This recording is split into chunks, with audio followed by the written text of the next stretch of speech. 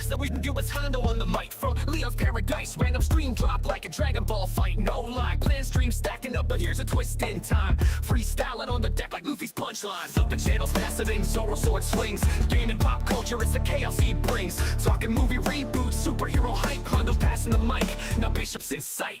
Cutting flip screen, frame by frame, I align. Laying bass lines heavy, keep the rhythm divine. Dropping 5 videos, can't keep up with the pace. Pass the mic back, Leo's leading the chase. Off the rails, no script, just a freestyle ride. Nerdcore king, let the randomness collide. Planning on Leo's got the flow to entice. It's words of paradise, the chaos comes to life.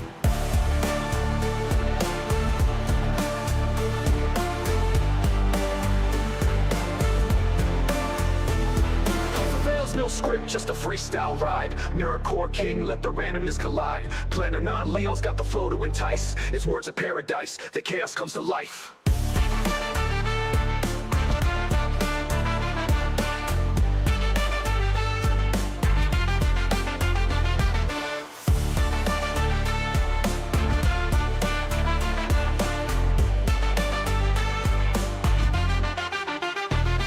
Off the rails, no script, just a freestyle ride. Nerdcore king, let the randomness collide. Planning on Leo's got the flow to entice. It's words of paradise, the chaos comes to life.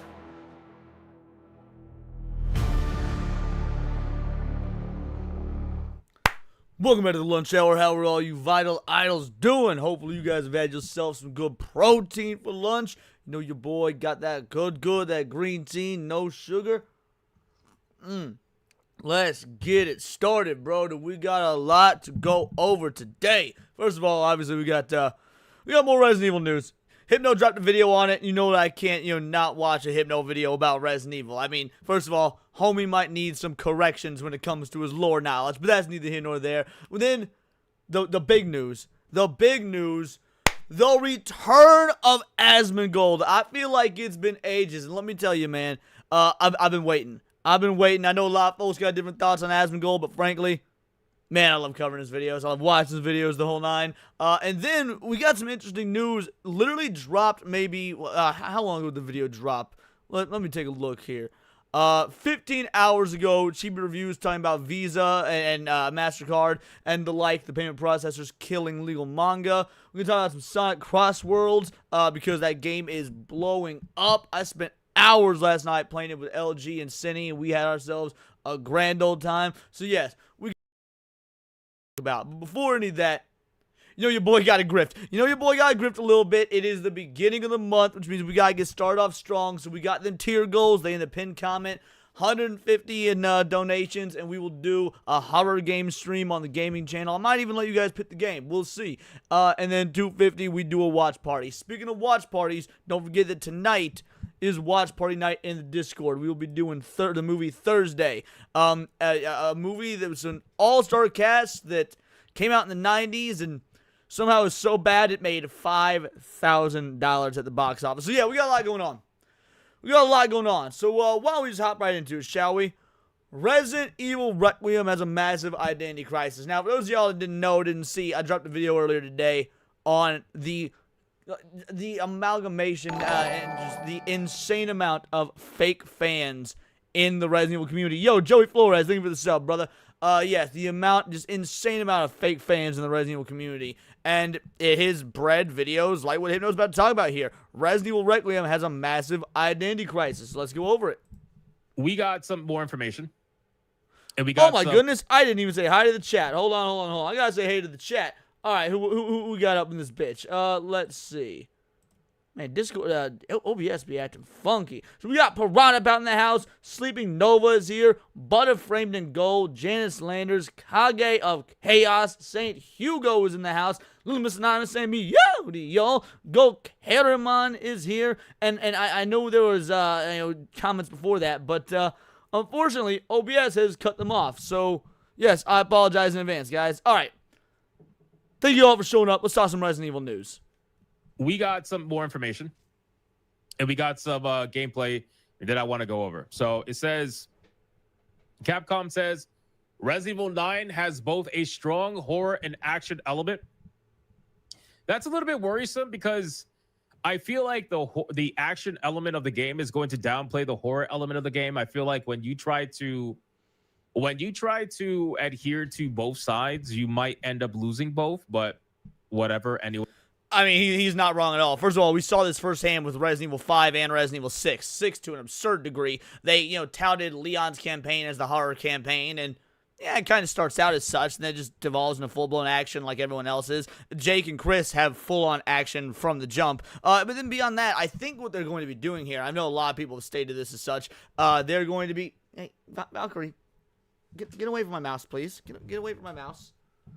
Cats and mice, you know what I'm saying? Anyway, yeah, when Resident Evil, I think what this Resident Evil game is going to do, they're going to have Grace be the horror-themed character, and they're going to have a returning character. Leaks are saying it's Leon, so possibly Leon, coming back, and it'll be action-focused, which, again, I think that's a mistake. I absolutely think that's a mistake. I played Resident Evil 6 only one time when it released. I have played it twice. I played it when it released, and then I also played with my dad because he really wanted to play it. Me and Cindy have played Resident Evil 6 for all of like 2 hours together, and that is it. Well, I guess we'll see how that plays out. Zombies have supposedly evolved and are different from the usual Resident Evil zombies. They require a new way to combat them. Everything they've shown so far is from very early in the game. The hospital is Grace's first stage. A great place to start for newcomers and longtime fans alike. Pre-orders should be open October, November.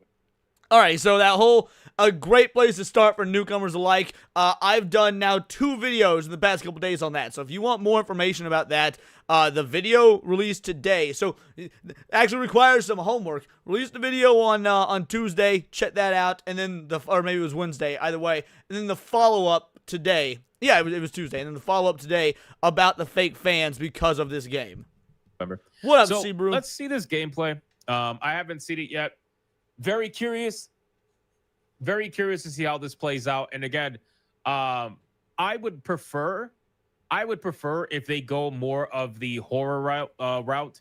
I don't want them to go the action route. I would much prefer if they go the scary route. But we all know, kind of like real Resident Evil fans. I'll give Hypno this. He sounded like a real Resident Evil fan because, yes, all real Resident Evil fans want to go the horror route. The thing is, Capcom has stated that they have had to tone down the horror, and they toned down the horror in Resident Evil 8 because people were too scared by 7. If you're too scared by a horror game, that means it's doing its fucking job right. Vivi, get out of the way of the TV, bud. Oh, Resident Evil has a bit of an identity crisis where... they tend to go one way, and then they feel like, oh my God, they start panicking. They're like, fuck, did we alienate XYZ? Let's go back the other way. And then it just ends up being this fucking cycle of like, well, we're an action game, we're a horror game. We're an action game, we're a horror game. We don't know what we are. We might know what we are. Who knows? It's kind of all over the place. Resident Evil can pretty much be like split in to like 3 distinctive trilogies. You've got the original trilogy, which granted there's 5 games in, you get what I mean, which are like legit old school horror, fixed camera angles. That is it. They are horror puzzle games. Then you got 4, 5, and 6. 4 is still more or less a horror game, but obviously they emphasize action more. 5 and 6 just go balls to the wall with action. They leave out horror pretty much entirely. And then 7, 8, and assumingly 9 are the first person games, which we're all pretty mixed on. Was Resident Evil 7 really that scary? I didn't think so either, to be fair. I like Resident Evil 7, to be fair. I actually do like Resident Evil 7. But yeah, I don't remember it being like any scarier than any of the others of the OG ones. So, because remember, keep in mind, these are the same people that thought that Resident Evil 7 was too scary. See, there it is. Keep that in mind, okay? These are the same people Exactly, that Hugo. they went too far with Resident Evil 7 and that it was too scary. So, take that for what it's worth. Anyway, but I'm still interested in the game. I'm still pretty excited for it, and we're gonna see what we got going on. Here we go. 3, 2, 1, go. バイオハザード体験っていうのが初めてです。はい。これ見つかってないのか。見つかってない。Nice. Nice and creepy so far. 怖いよ、このなんか。I'll agree that this has a creepy vibe to it. I will also state that it doesn't really feel like Resident Evil per se.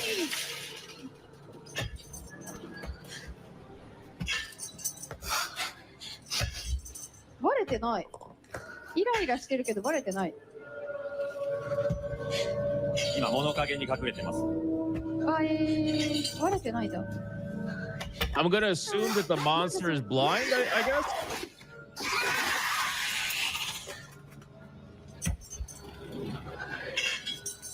I mean, the monster got a little bit of a Bella Ramsey face going on. Maybe it's blind. Damn.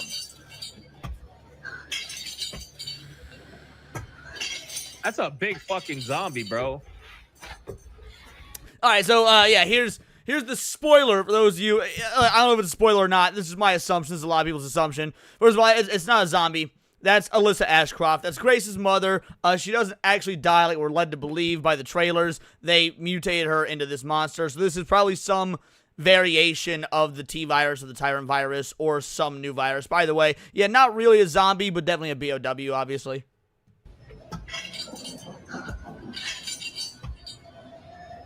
I hate that. Look, that's so stupid. Like, the character freaking out and reacting when things happen is faux horror. That like it takes away your agency as the player. If the character gets scared, that's pretty much the game's lazy way of trying to tell you should be scared. Whereas in the original games, your characters wouldn't really react to the shit that was happening. That would be on you. Like, that's the link between you and them. I can't stand it when modern horror games do this. Oh, this bitch is bursting through the walls. Nice. 来ないよね。来ないでしょ。来ないでしょ。やば。All right, so really quick, I just want to pause it really quick. So my thing is, again, I prefer this kind of game, right? I prefer more of the helpless protagonist, more of like the overall fear of not being able to fight back, and that I love that shit. Like that. Look, I love that. I'm with Hypno in that I love that in horror games as well. I do. But that's not Resident Evil. In Resident Evil, you can fight back, but your resources are limited, so you have to make the choice. Is it worth fighting back, or do I need to run around the zombies or run away from the monsters? That way I can conserve my resources for when I truly need it. Like, I don't like that it forces you, or at least this game so far seems like it's forcing you into, oh, this is a helpless protagonist. That in my opinion, defeats the purpose of Resident Evil.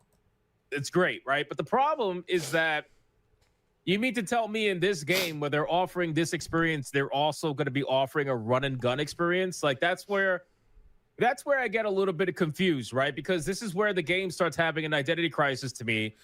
And when you start trying to please everybody, it just makes me a little bit confused, because I already know that it's going to go into a more action-oriented, theme with the rumored Leon gameplay. Because Leon is rumored to be in the game. Correct, right? he is. I don't know. What up, Bronkill? It just seems odd to me. Wait, you're gonna bounce from one and the other, and it's gonna kind of be all over the place. But I don't know. For me, I feel like this is where separation should come into play. Where if you want to do a horror Resident Evil, you should just go all in. right? Like go all in. Go all in on a horror Resident Evil. If you want to do an action Resident Evil, then go all in and do. And again, they're able to do it. 7, in my opinion, 7 is the perfect balance because 7 gives us the same balance as the original games. Resident Evil 1, 2, 3, so on. You've got guns, you've got ammo, but your resources are slim. The corridors are tight. You've got to make decisions based on resource management, and that is still horror. Like, going all in on horror doesn't mean not having guns or anything and not having a way to defend yourself. It means putting you in a position where you have to make that choice. And half the horror comes from, around about half, but a lot of the horror comes from the you having to make those decisions. It's an internal struggle when you, the player, decide how you want to play the game. Do you want to, have less key items on you and run around with your handgun and your shotgun and all the ammo and whatnot so you can handle the threats, but then you're going to have to do a lot of backtracking, it's going to take longer to solve puzzles, things of that nature? Or do you want to carry around less ammo, less guns, all your key items, but that could put you in a sticky situation if something happens that's unexpected? Like, that was the ethos of the original games and why they worked so well. An action Resident Evil, but don't be like don't try to do a fusion dance, because if you do a fusion dance, then I feel like, well, at this point you're kind of losing the identity of what the game is supposed to be. You know what I'm saying? But hey, maybe that's just me. I don't know. But again, supposedly you're going to be able to play as Leon. That's the rumor, and Leon's segment is going to be action focused because according to the developers, you are not. It doesn't make sense for Leon to be scared like Grace is. So Grace is more of the horror gameplay, and Leon, which is stupid. And it's stupid for multiple reasons. I've touched on this in other videos and whatnot, but we'll talk about it again now, for those of you who don't know. It's not up to the developers to make Leon scared. It's up to them to make us, the players, scared. And we can be scared even if our character isn't. Like, that is completely asinine to think that the player can only be scared if the character they're playing as is scared. That is absolutely insane. That's never been the case. We don't need the individual. Like, when you're reading a Stephen King book, it doesn't matter if the character you're reading about is scared or not. What matters is the imagery and what's being portrayed and whether or not it frightens you, the reader. Same with horror films. So yeah, this is completely inane on the side of the developers. It makes me think they don't know what makes horror. But that being said, even if you want to take that out, it shouldn't be hard to make Leon scared. Just because he's scared doesn't mean he's not still going to do his fucking job. Like, his job is to take care of biohazard assessment threats, right? It's his job to take care of that. That doesn't mean he goes in guns a-blazing and isn't scared. Every single op Leon or Chris or Jill or Ada or any of them go on could be the end of their life. It doesn't mean they're not scared. It just means they trudge forward anyway, which is, again, always been the case. Leon's going to be the action gameplay. I don't know. It sounds like it's gonna be all over the place. It almost sounds like they're trying to put as much into the game as humanly possible, which in theory is not a bad thing, but still, it all depends on how it's gonna play out. So, but I'm still excited for it anyway. 安全地帯がなくなっ安た。全地帯じゃなくなったってことですね。ライターぐらいの明かりじゃダメなんですよね、きっとね。強い光じゃないと。あ、でもここで電気あるから。You know what? I just realized something. You know what Grace reminds me of? Am I crazy for looking at Grace and being reminded of the fuck is her name, man? Heather? Is it Heather from Silent Hill 3? Am I crazy for looking at that? They got similar hair and similar build. That's about it, but I can see it. Like, identical. I don't know. Am I crazy? 静かに U ターン。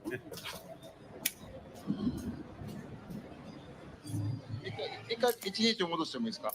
はい。戻すんだ、ここで。See, I'm not a fan of this. I'm not a fan of just one monster stalking you, because again, that's not Resident Evil. Like, the idea, you should be in whatever, this hospital. And again, this is just her first stage, like Hypno said, so maybe it'll change.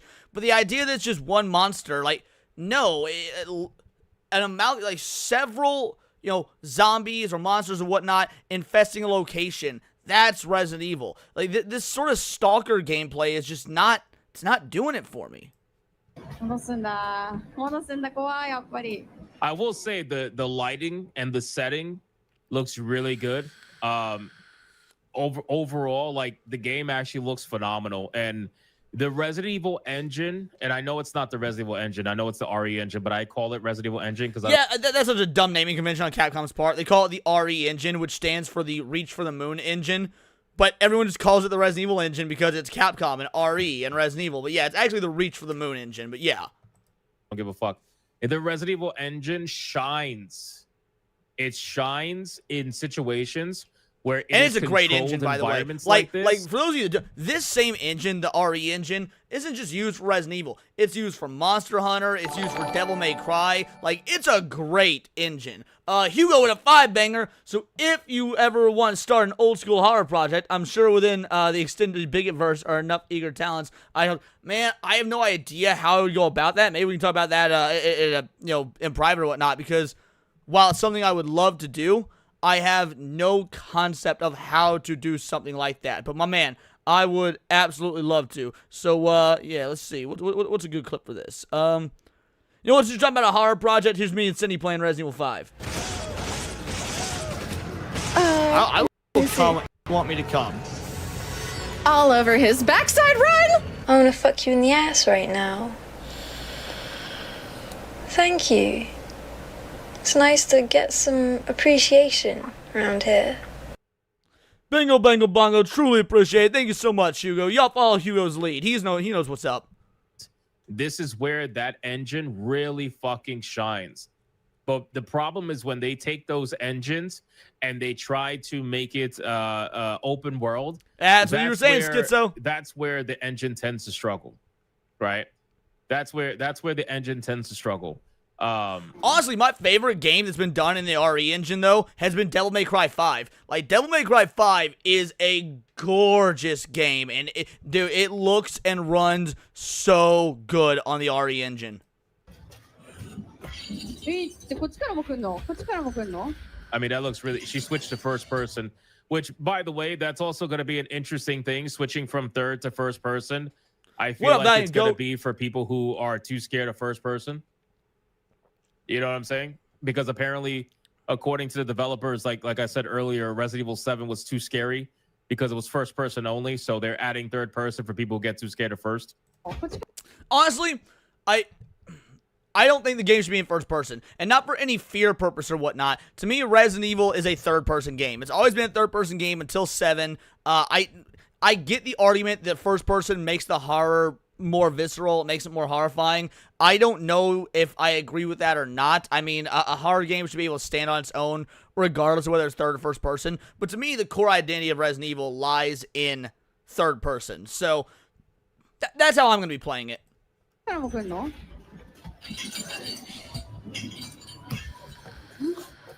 Somebody in chat said this game looks generic graphically. I don't agree with that at all. I don't agree with that. This engine produces some of the best graphics. I mean, the only one that really tops this pretty easily would be what do you call it? The God, is it called the Decima engine, or the one that fucking Kojima uses? His engine is insane. Insane. Oh, and honestly, like, regardless of all my current bugaboos with Capcom, and trust me, I have a lot, I do like that they're using their own handcrafted engine, the RE engine, as opposed to just going Unreal 5 like everyone else nowadays. Like, I want more devs to go back to that. More companies, more devs need to create their own engines, use their own engines, and stop relying on Unreal Engine 5. That's when shit looks generic. I don't think this looks generic at all. I mean, I think the protagonist does. That's a design thing, not an engine thing. So, yes, I love that they're at least using their own in-house engine. Holy shit, more of that, Dark please. Is here, boys. What up, Paul? What up, Serranos? Oh, snap. Here comes trouble. Here comes trouble, ladies and gentlemen. I talked about that at the beginning of the stream, Paul. We're doing a watch party for Thursday night. I'll mention it again at the end of the stream. Complains? Did you know that Veridark complains about the intro? Did you know that? Did you know that Veridark complains about the intro?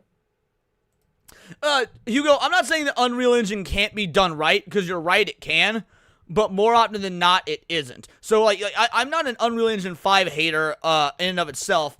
I'm a hater for how most developers use Unreal Engine 5. It's true. And even so, I still think developers should, especially big name developers, like you use Power World, Expedition 33. Those are small teams. Those are small teams. Those are new studios. If we're talking like our OG heavy hitters, Capcom, Konami, Koei Tecmo, things like that, they should be using their own in-house engines. Yeah, I know he doesn't own the engine, but I mention him because he uses it. Everybody, yeah, it's the Decima engine. Everybody thinks of the Decima engine for What up, for Matt Hideo Adder? Kojima. Shout out to Vera Dark for the raid. Thank you so much. I appreciate that. Vera Dark does indeed complain about everything. But for all the people who complain about the intro, we have a clip for Look you. at these bitches complaining about the intro again. Nobody cares. Fuck. Full disclosure, and Hypno's probably watching this. Hypno watches my streams in secret all the time. Let's see if he's here. Hold on. Let's see. And I know he's not watching right now. I'd say this regardless whether he's watching or not. I don't like the long intro. I don't like the long intro with all the bitches screaming. Fucking love that clip, man. I love that clip so much. Oh man. Shout out to Vera Dark. Thank you again for the raid. Also, did you know that new Blackstreet sponsors GILFs? Good job, Daddy. Not going on that incel show. I'm gonna buy you that Switch too now.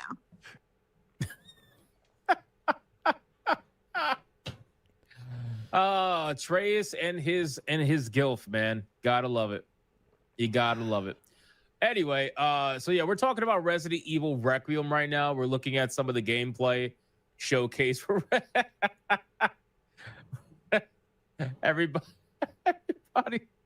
everybody who saw that clip for the first time in the chat is losing it. That's amazing.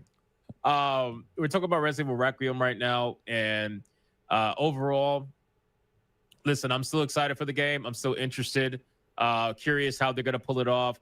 I'm really more so curious about the story because of all the rumors about how this is gonna be the last numerical entry, and from here they're gonna branch. And yeah, this is what I'm not only curious about but worried about is the story. I mean, again, I don't need to go into my diatribe about it. I've covered it a lot, but yeah, I just and again, I know I'm part of the problem because I am going to play it and I am going to review it, and because I'm the world's biggest Resident Evil fan. How can I not play and review this and give you guys what's up with it and tell you about it, because I feel like it's my duty. I feel like there's very few people on Earth as qualified as I to talk to you guys openly and honestly about Resident Evil. And I am open to having my mind changed. Just so far, I've got issues. Off into other, you want to call it spin-offs or whatever, I guess we'll see from there. But I'm very curious where they're going to go and what they're going to do with the story. So we shall see. But from a visual perspective and from a horror perspective, looks interesting. I hope they keep this up. But knowing Capcom, they're going to find a way to fuck something up. I mean, let's be real. He ain't wrong. He ain't wrong at all. Yo, that was a good video. I like it. I mean, I agree with a lot of what Hypno says. Disagree with some. I'm going to drop the link to that video if you guys haven't subbed to his, because again, that's from his second channel. His second channel, deserves some love. So yeah, there's that. Make sure to sub to it. All in all, when it comes to Resident Evil, man, identity crisis is the best way to put it. Hypno's correct. It's going through an identity crisis. In fact, they go through an identity crisis again like every 3 games, and I'm over it. I want what I love back. I do. I want what I love. And what Resident Evil can you unlock? The Dino Crisis outfit? Resident Evil 3, right? Pretty sure you can unlock Regina's outfit in Resident Evil 3. Let me know if I'm correct, Hugo. I'm pretty sure you get Regina's outfit in Resident Evil 3. Alrighty. For the moment you've all been waiting for, let's do it. The return of Asmongold. Now, he put out like fucking 5 videos / stream clips yesterday. I haven't watched any of them. I wanted to wait for the return of Asmongold for stream. And this video is titled, I Have a Lot to Tell You. But it's also only 12.5 minutes. How you got a lot to tell us in 12.5 minutes? I'm I'm truly questioning. Like, I'm stoked Asmongold is back. Obviously, R.I.P. to his father. But yeah, this is the sort of content the world needs. Let's get into it. A lot of you guys have seen the video, right? And so, like, I'm not going to go through this. But, like, long story short is that my dad passed away. He did. And this happened a little bit over 2 weeks ago at this point. And I was very busy dealing with that. It turns out, like, dying is really complicated. Oh, my God. There's so much paperwork with it. Holy fuck. And so I've had to deal with that a lot. And, yeah, Rip Dad, I know. It's fucking horrible. And it's been... Like, I feel like a lot of it hasn't even really set in like a big case. It hasn't really affected. Man, I don't know how y'all feel about this. Coming back to streaming 2 weeks after your father passed away, like that's for someone like Asmongold who could take a fucking 2, 3, 4 months off, come back, not lose any viewers, not lose any numbers, nothing. Come back after 2 weeks.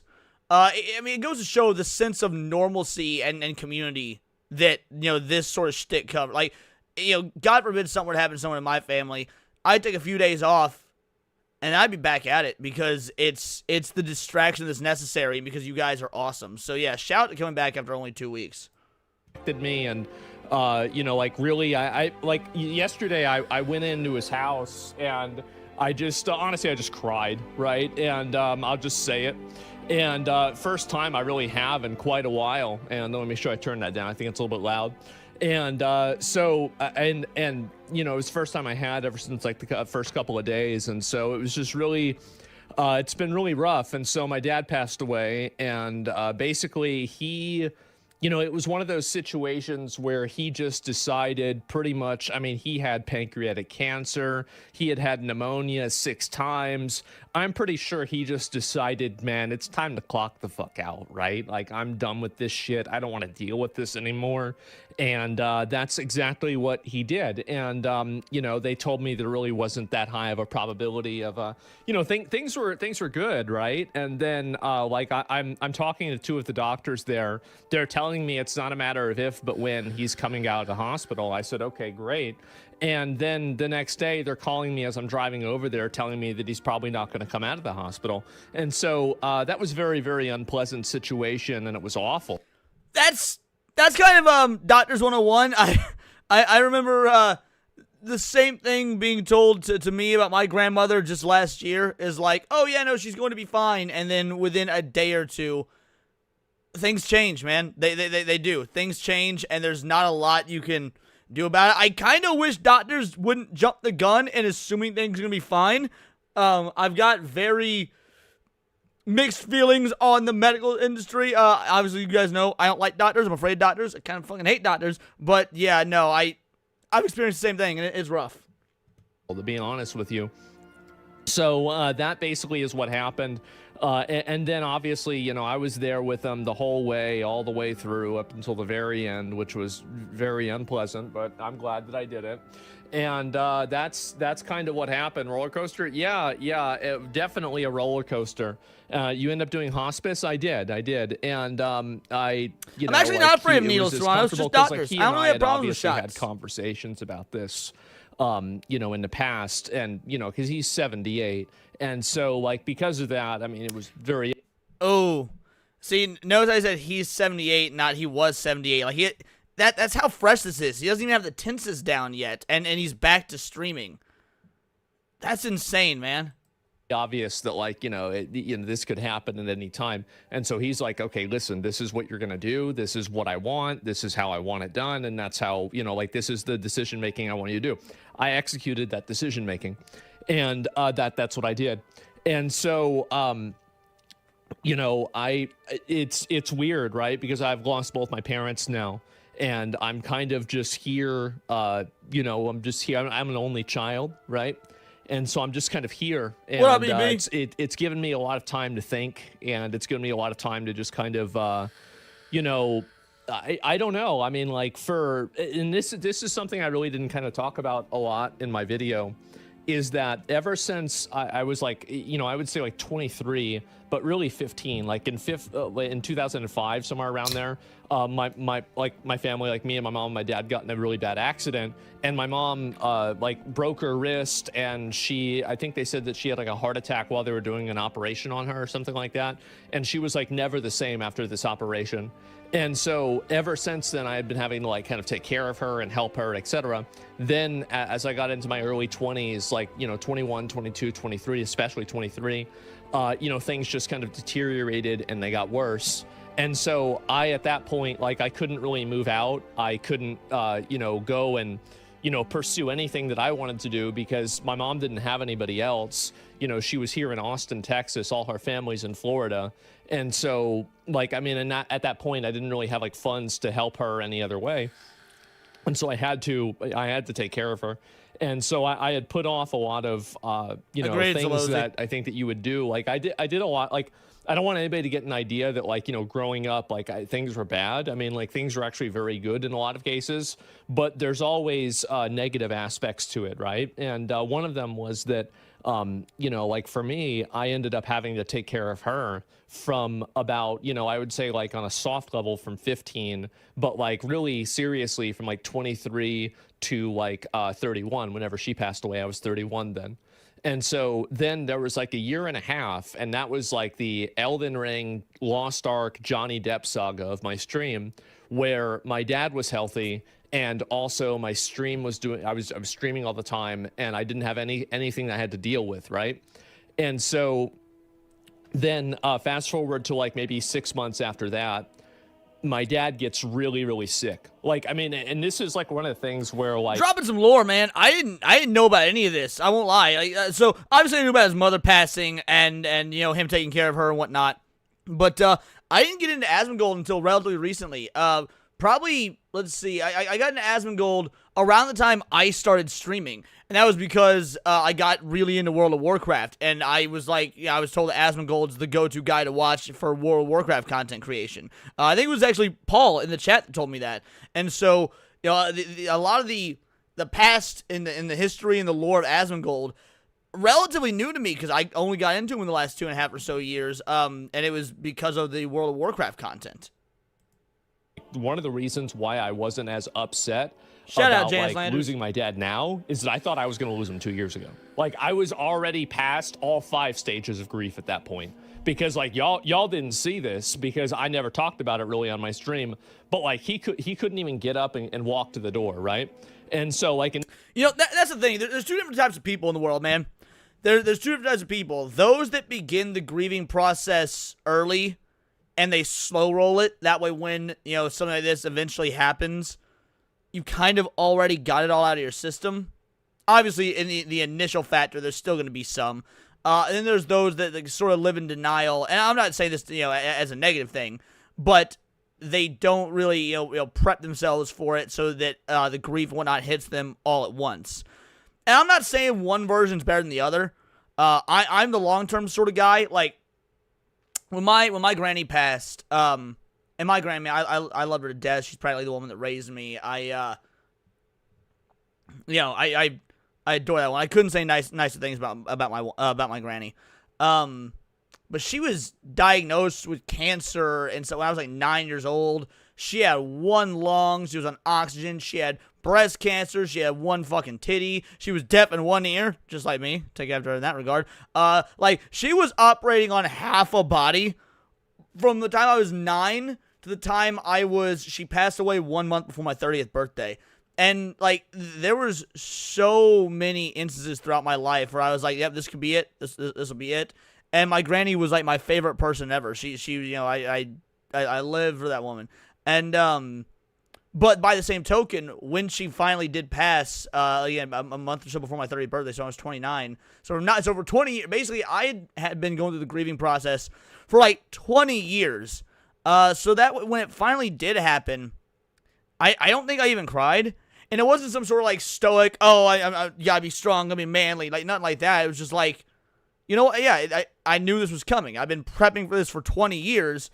So when it finally did happen, it was almost peaceful. Like, obviously not a good thing. Once the fucking grandparents die.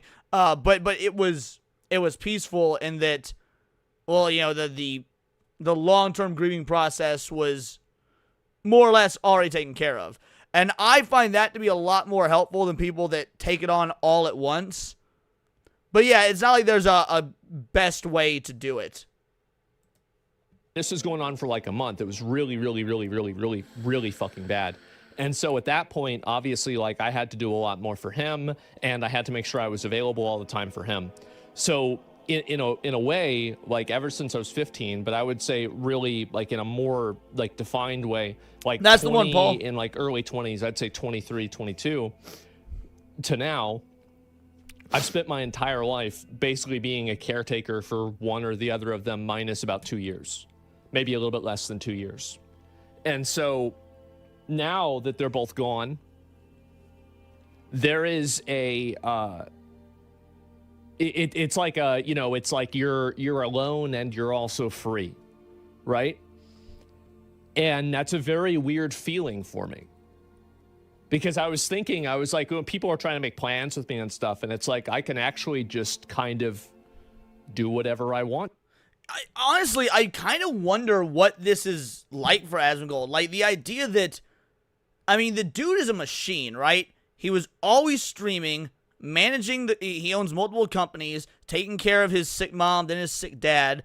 And he doesn't even really have to do the streams as often as he does. He's set for life. I don't know how involved he is with the businesses, but, you know, he runs, I think, 3 different companies, or he's, you know, at least involved in the management of 3 different companies. So I wonder if we're going to see lifestyle changes from Asmongold over the coming months, whether it be, like, I mean, is dude finally gonna get a girlfriend? I mean, he's probably gonna be in that fucking house forever if he doesn't. Let's be real. He's gonna be in that house forever if he doesn't. But and yes, we all adore Grandma J, Paul. We absolutely all adore Grandma J. But yeah, no, I'm truly, like, wondering what the next Asmongold arc is going to be now that he has that freedom. It sounds morbid to call it freedom, but I mean, I assume you guys know what I mean. To do, right? I can do whatever I want to do. Golden Apples? And it's like a bittersweet thing where it's like, I would always resent and hate and be angry at my parents for the obligation that they put on me. But it's unfortunate now that I wish I'd do anything to have it back. But you can't go back. And that's why we're here. My dad, 3 or 4 days, he's on hospice. I come in, it's like 2 or 3 p.m. He's like, "Why aren't you live?" I said, "Motherfucker, you're dying." "What do you mean, why am I not live?" He said, you know, Grandma J, the one that Paul was talking about in the chat, I feel like this is how she would react. Like, I feel like this is how she would react. You know, if she was dying, and thank God she's not, by the way. I'm not. I don't even want to speak something like that in the universe. But, like, if you know, if my grandma were in my current grandma, my last one left, were in a position like that, and it's like, oh, it was 2 in the afternoon on a Thursday when I would normally be doing the lunch hour, and if I was, like, visiting her in the hospital or whatever, she'd be like, "Honey, don't you have work? Don't you have to do your streams?" Like, motherfucker. Sometimes things are more important, but yeah, no, I 100% think that my grandma would do act exactly how Asmongold is saying his father was. "Oh, right, yeah, yep." It's just, yeah, he's like, "Oh yeah, I guess, yeah, it kind of makes sense, right?" And so yeah, no, I mean, he went out as, you know, as much of a hard ass as he's ever been. And, you know, my dad and I, there was a lot of friction between us growing up and as an adult. I mean, I was very, you know, upset and mad at him about stuff. But man, this got me thinking about my dad. So for those of you, obviously those of you that know, I mean, I've talked about before, I've got 2 dads, 'cause I'm a divorced child, right? So there's Papa Paradise, and then there's my other father, who I don't know if I ever said his name on stream, so I don't know if I should. He's a pretty private individual. But I texted him today. I talked to him today for the first time in like a month or something. A month. And it's not because I don't love my dad or want to talk to him or whatnot. My dad is technologically illiterate. Like my father is fucking technologically illiterate.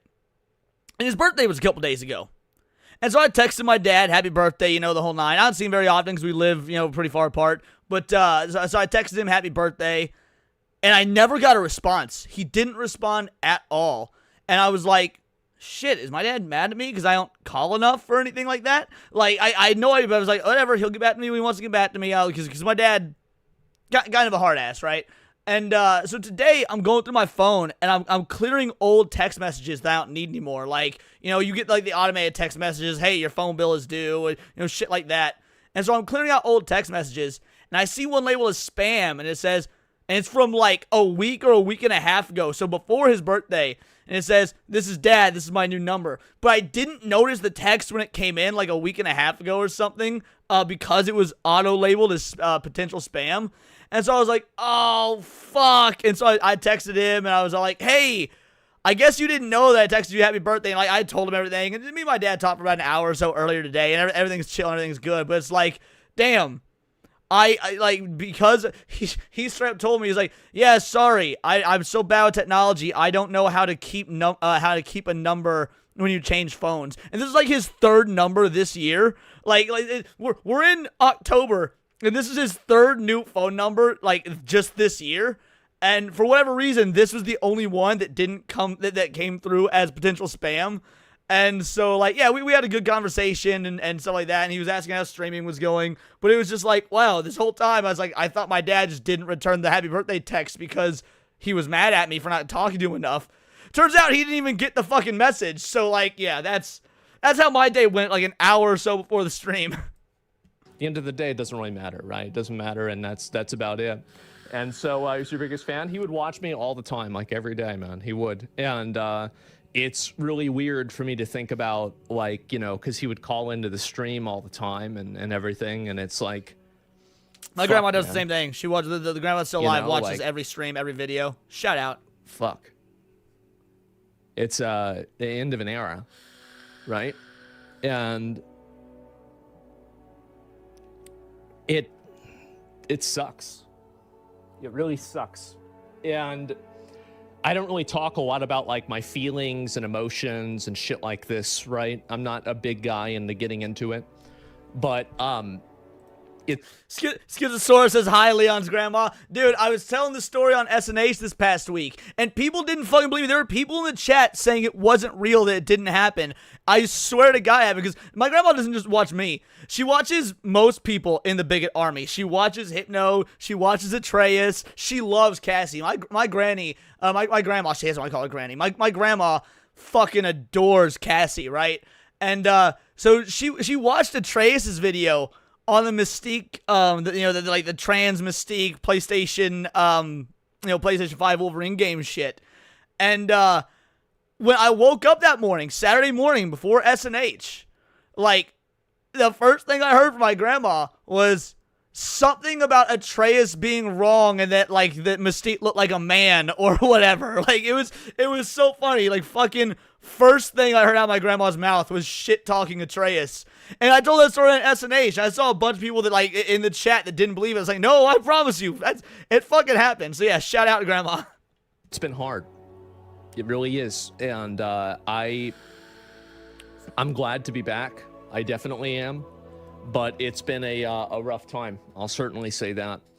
And, I mean, I will say, he's giving a lot of his stuff away. But I got him recorded on video saying that the 2014 V8 Hemi Performance Package Dodge Challenger is going to me.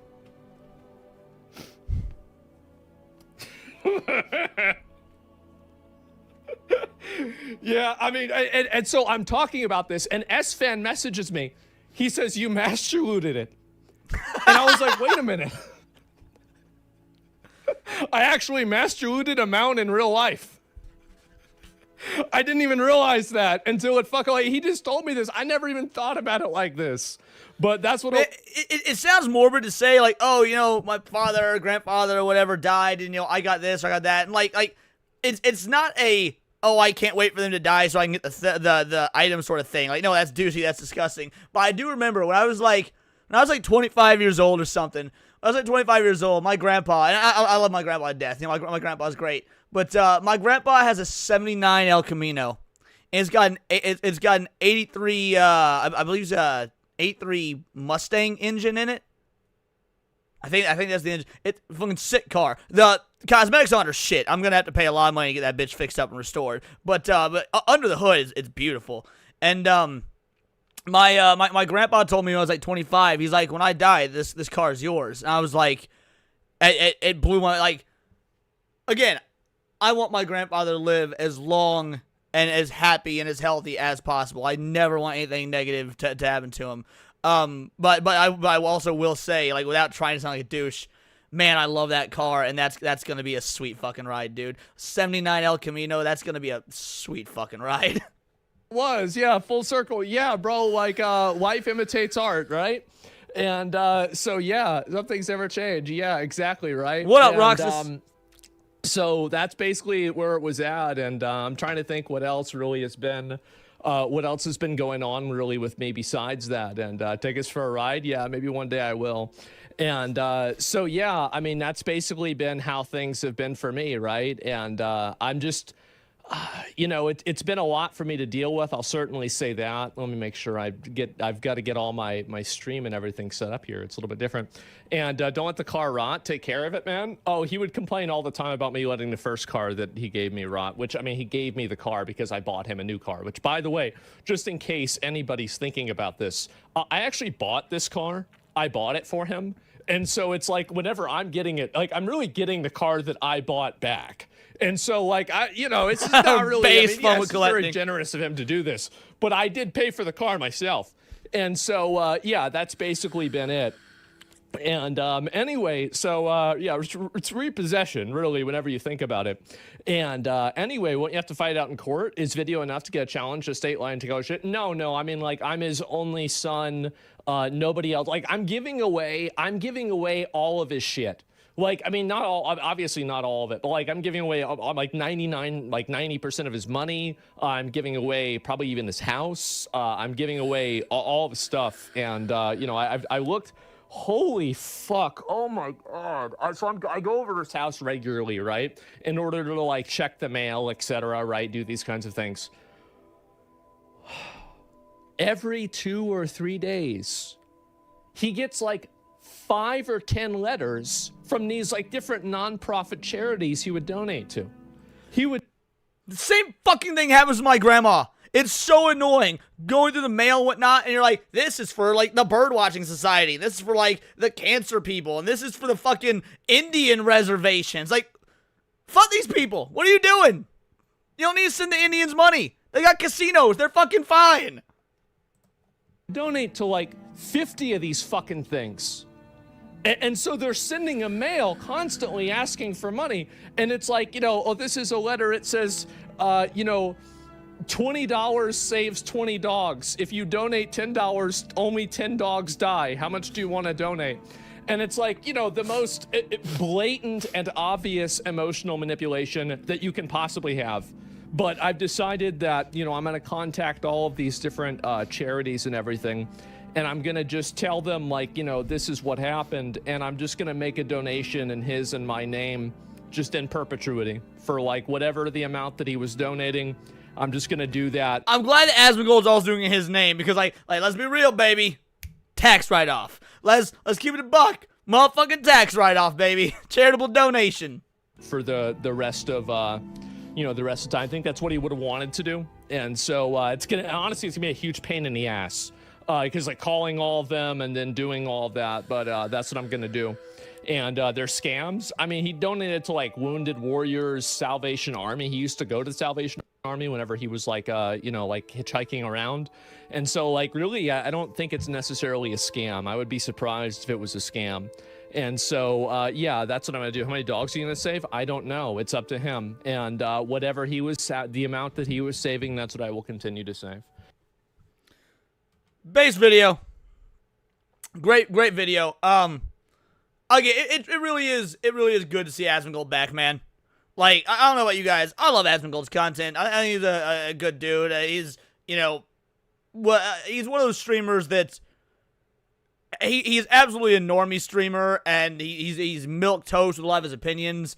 But he's got a very important voice in the space. So yeah, like seeing, you know, all this other was going down with his dad and whatnot, and everybody loved his dad, dude. Like, even Hassan fucking Piker, gross motherfucker that he is, you know, at least said a couple of nice things about Asmongold's dad when he passed. So that was, you know, broken clocks, I guess. So yeah, for him to come back to streaming this soon, it's nice to see him back. I love doing reactions to Asmongold videos, so it's nice to have that back on the docket. But yeah, shout out, RIP. Glad it seems like he's doing well. Let's get into some new shit, though, guys.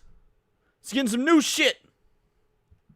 Visa just killed legal manga purchases online, and nobody's talking about it. This is new to me. I haven't seen this. Now, I was going to say I haven't heard of this. I sort of have. And this has been happening in Japan since at least 2024. MasterCard, the payment processors, they've been going after the manga in Japan since last year. And I was covering it last year. I was like the only person covering this to my knowledge. I don't even think Chibi Reviews was covering it back then, to be fair. Maybe he was, because I didn't watch Chibi Reviews at the time. But yeah, absolutely, I think that this is going to continue to be a problem. It's going to continue to be worse. So let's talk about some censorship.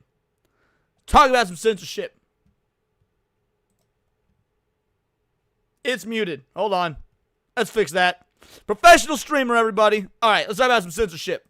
We just witnessed a legal manga platform get shut down by payment processors. Payment processors literally tightened the noose around their necks so tightly that they had no other choice but to literally shut their entire digital platform down. Like, look at this article, okay? The date of this article is literally at the beginning of this year, back in January, at the end of January for, you know, clarification, and it says payment method provider Stripe to no longer work with Manga Planet service. Now, I wonder if this is tied. So when I made the video talking about manga, about payment processors going after manga, this was in like November or December of 2024.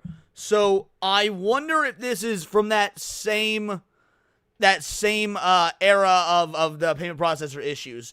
I don't remember if Stripe was was one of the issues at hand, so we'll see.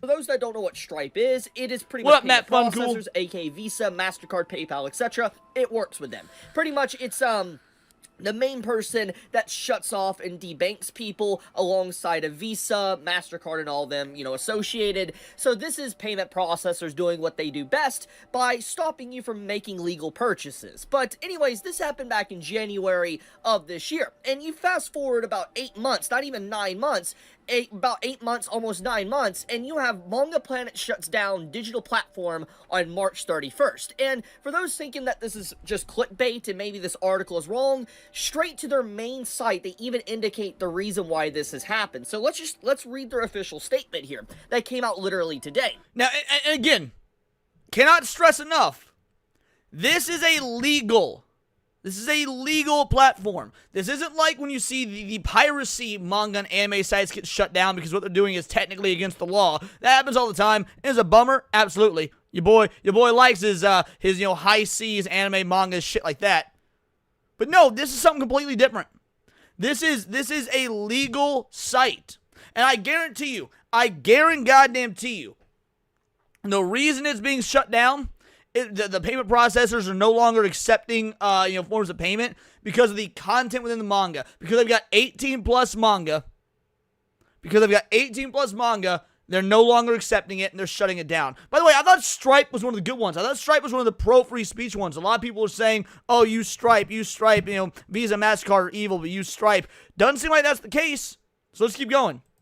What up, Cad? Thank you so much for supporting Manga Planet since our launch in 2019. Through our digital subscription service and platform, our team has worked to increase legal access to manga in English and ways for artists and publishers to receive support for their work. Over the years, access to manga has evolved, and we are happy to see an increasing number of legal ways for readers to enjoy and support manga. However, due to various circumstances like recent restrictions from payment processors and the changing online landscape, our team has found it difficult to continue. Make no mistake, Make no mistake, this is by design. All right, manga and anime is the biggest it's ever been. And this was a legal outlet. All this moral panic and moral grandstanding that we are seeing from these payment processors is by design. They want to limit the content that you consume. They want to force a social change. Because this is not in their best interest. The best interest of these businesses is obviously to make money. Right? The best interest of any business is to make money. So if manga and anime are at the biggest they have ever been, why are payment processors, which get a percentage when people use their services to, let's say, purchase manga or use a monthly subscription to a site like this, why would they be shutting it down when it is completely legal content? There is no other reason that I can think of beyond to force a societal change. They want to use your money and abuse your money to force you to have a certain ideological opinion. That insert XYZ is bad. I mean, if you guys in the chat can think of any other reason this could be, let me know. But I don't feel bad for a moment, or I don't feel wrong for a moment, jumping to the tinfoil hat conspiracy that this is an op. That this is absolutely an op. With this goes way beyond Satanic Panic. Satanic Panic, that was, to my knowledge, you didn't have payment processors getting involved and telling you could and could not spend your legal money on. This goes way beyond that. Your legal money. Spend your money on. We plan to close Manga Planet's digital service at the end of March 2026. While we will no longer operate an independent digital platform, we will shift focus to print license and continue our print releases through our Manga Planet label and Futekiya imprints. Now, that's interesting. So basically, if I'm understanding this right, they will continue selling physical media, but not digital media. That's the reverse of what we're normally seeing. Normally, we're seeing physical releases be removed. Everything's going digital. This is the opposite. Why? Why is this the opposite? I'll tell you why. Physical releases, they don't make as much money because they're not as accessible. People don't buy physical as much. So if they want to mitigate the flow of this wrongthink, if they want to mitigate the flow of wrongthink and force this societal change, they need to cut off the source of the most easily accessible material they consider wrongthink.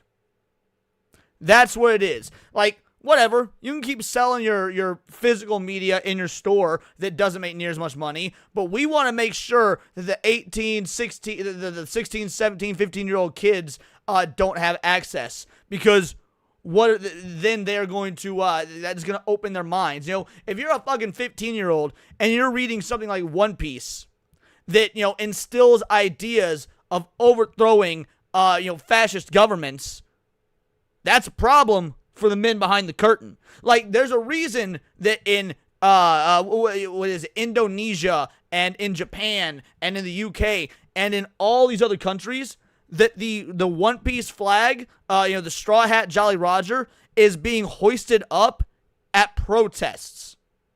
It's because inspiration comes from these stories, and they want to limit the flow of this inspiration to the youth.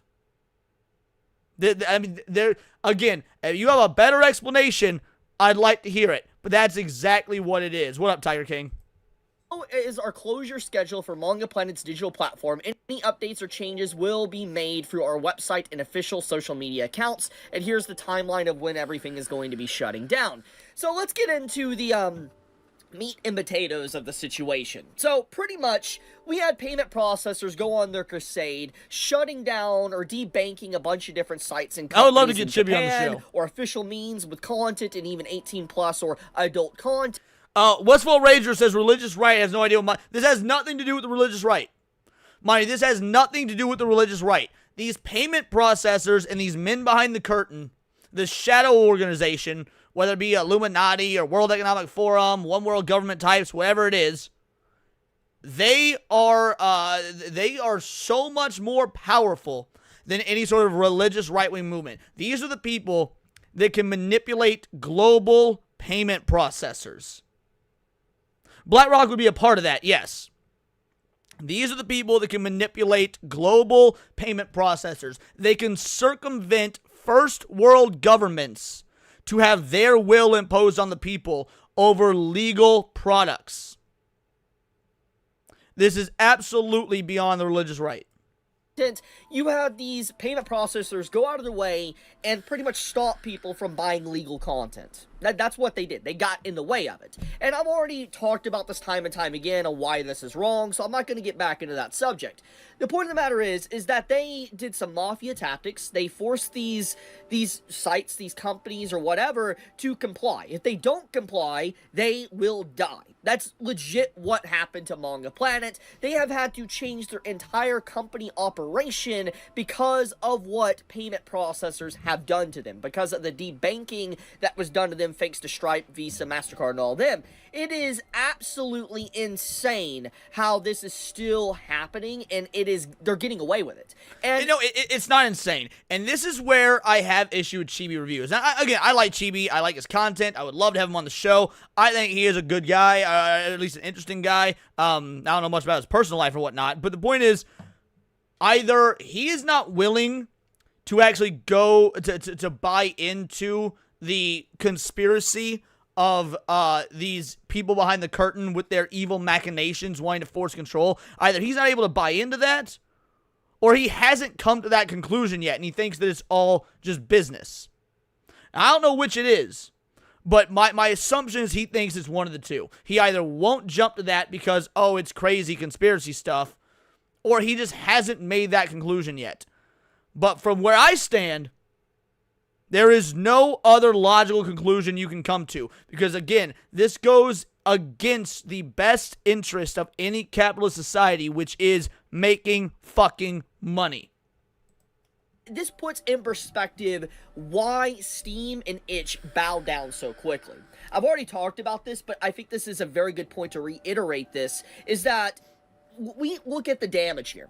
There's already many examples of the damage that these payment processors have done. I mean, this company alone having to change their entire operation says enough. But we even have Katakawa a while back, literally a month ago. I think it was well beyond that, 2 months ago, call out payment processors for why they have lower subscriptions, why they have, actual income or revenue discrepancies is because of payment processors. Like, if you look at this outline section, this is straight from Katakawa's financial results. They say the company attributes this primarily to a decrease in premium paid subscriptions caused by credit card payments being suspended on the platform for months for what they did to Nico Nico. So, Katakawa already has called them out about 2 months ago. They have actively damaged multiple brands, and if you don't play ball with them, they will hurt you. And even if you do play ball with them, they're still gonna hurt you. Let's look at what's happening. I find the timing of this to be interesting.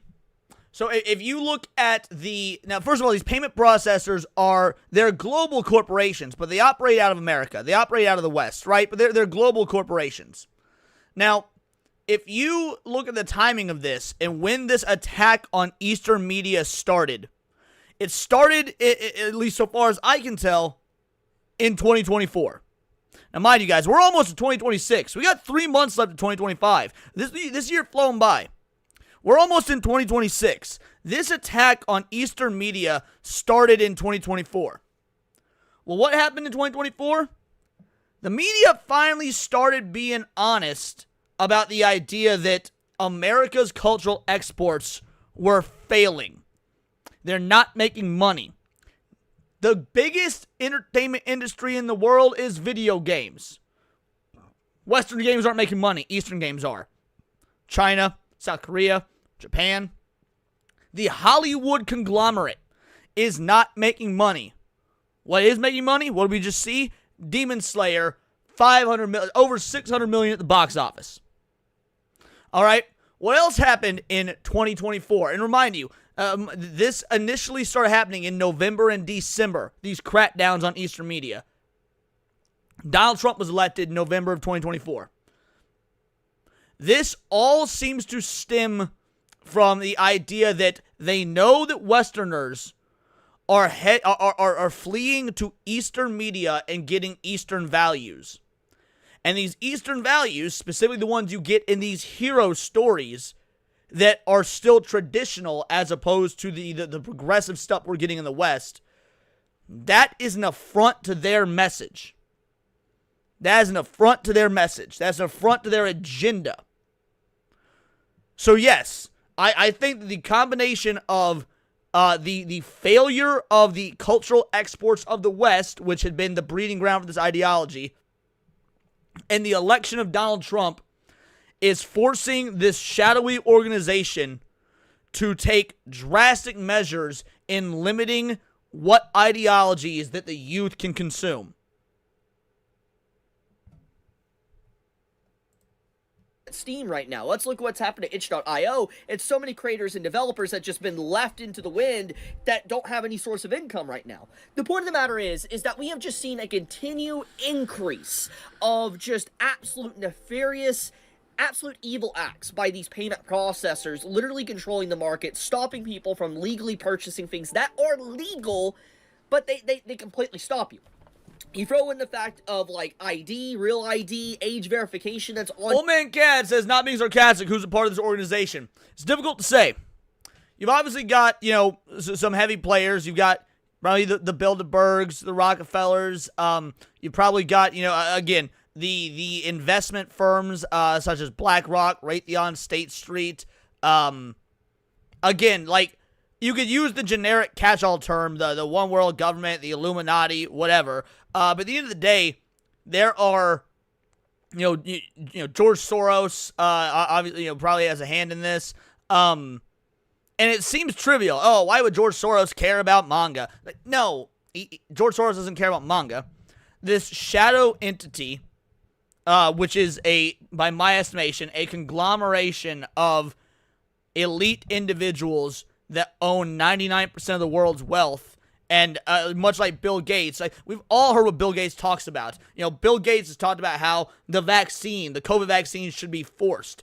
Bill Gates recently just talked about how, you know, digital ID must be accepted and will be accepted by force if need be. When you see these elites talking about that, it's because they have an agenda. I mean, we might make all the jokes we want. Live in the pod, eat the bugs, you will be happy. That is a real thing. That is what, by all estimation, these elites are headed towards. This is what they want. They want a society of one world government worker drones. And you can't have that if the youth is being open to the ideas of freedom and individualism, which so many of these classic Eastern hero stories are still telling now that the West isn't telling them anymore because they've already been infected. I mean, frankly, this is something I want to cover on Tinfoil Haters, but it's such a deep dive. It's such a rabbit hole. It would take multiple episodes. I just don't think we're there yet. Going on the internet, all these companies are in bed with each other to really just control everyone, and it's just super freaking gross. Just all this back-to-back stuff. What up, Miss Molly? But it really pisses me off that Manga Planet legitimately is a legal service. It's completely legal that offered legal manga to read online, digital service, and they literally debate them to such a point that they can't even operate. They have to do a full-blown announcement of closure of their Manga Planet digital platform. You realize how insane that is? That's crazy. But to also put this in perspective, you know what this does too? This gives Crunchyroll, which already technically has a monopoly, a bigger monopoly. I mean, think about it, for instance. Crunchyroll literally announced a few days ago they're doing a manga app. They're adding it to their new subscription service. I'm willing to bet Crunchyroll is getting a pass. He's like, what's Crunchyroll got? Well, Crunchyroll's got High School DxD. Crunchyroll's got, you know, this lewd and lascivious content that is being, you know, banned by these payment processors in the East. I bet behind the scenes Crunchyroll's playing ball. Because Crunchyroll, isn't Crunchyroll owned by Sony? Crunchyroll's owned by Sony, if I recall. Sony is a Japanese company in name only. Sony has completely and utterly capitulated to the whims and wills of the West. And yes, Crunchyroll is very censorship heavy for one. But Crunchyroll is owned by Sony, and Sony is a Japanese company in name only. So Sony has gone all in on ESG funding. They've gone all in on DEI initiatives. Their home base is based out of, I think it's like Seattle, California, one of those incredibly woke Western cities. So yes, needless to say, this is like Crunchyroll is getting a pass and they're not getting affected because they are effectively an American arm of this and they are willing to play ball and capitulate. This happens around. And then Miss Molly, thank you for becoming a member. Shout out. Holy shit, I'm gonna come. Truly appreciate it. Bingo, bango, bongo. Thank you much, Miss Molly. Exact same time. Definitely coincidence, but still, this definitely makes Crunchyroll's power in the environment of the manga and anime world a lot stronger and more concrete. Their foundation is almost untoppable at this point with just how much strength they have within the industry. But to make things even worse, we need to also mention the fact that they talk about not just payment process.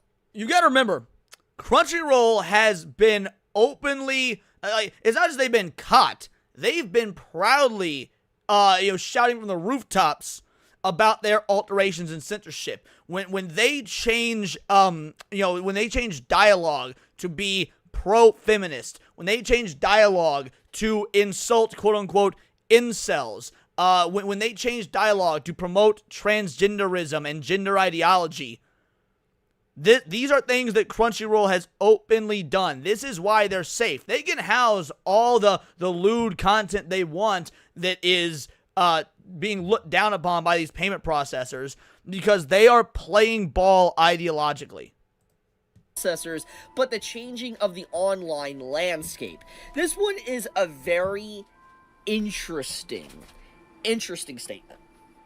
And I think what this more or less is saying is the change of, like, probably age verification, ID, obviously payment processors. That's exactly what they're talking about. When they say change in the online landscape, there are powers that be at the top, and they go well beyond our government powers that are wanting to get rid of the internet as we know it. The internet will no longer be, and to be fair, the internet's already fallen pretty hard. Long gone are the days of the wild west of the internet. Now we've got this stale, homogenized internet that has remnants of what it used to be.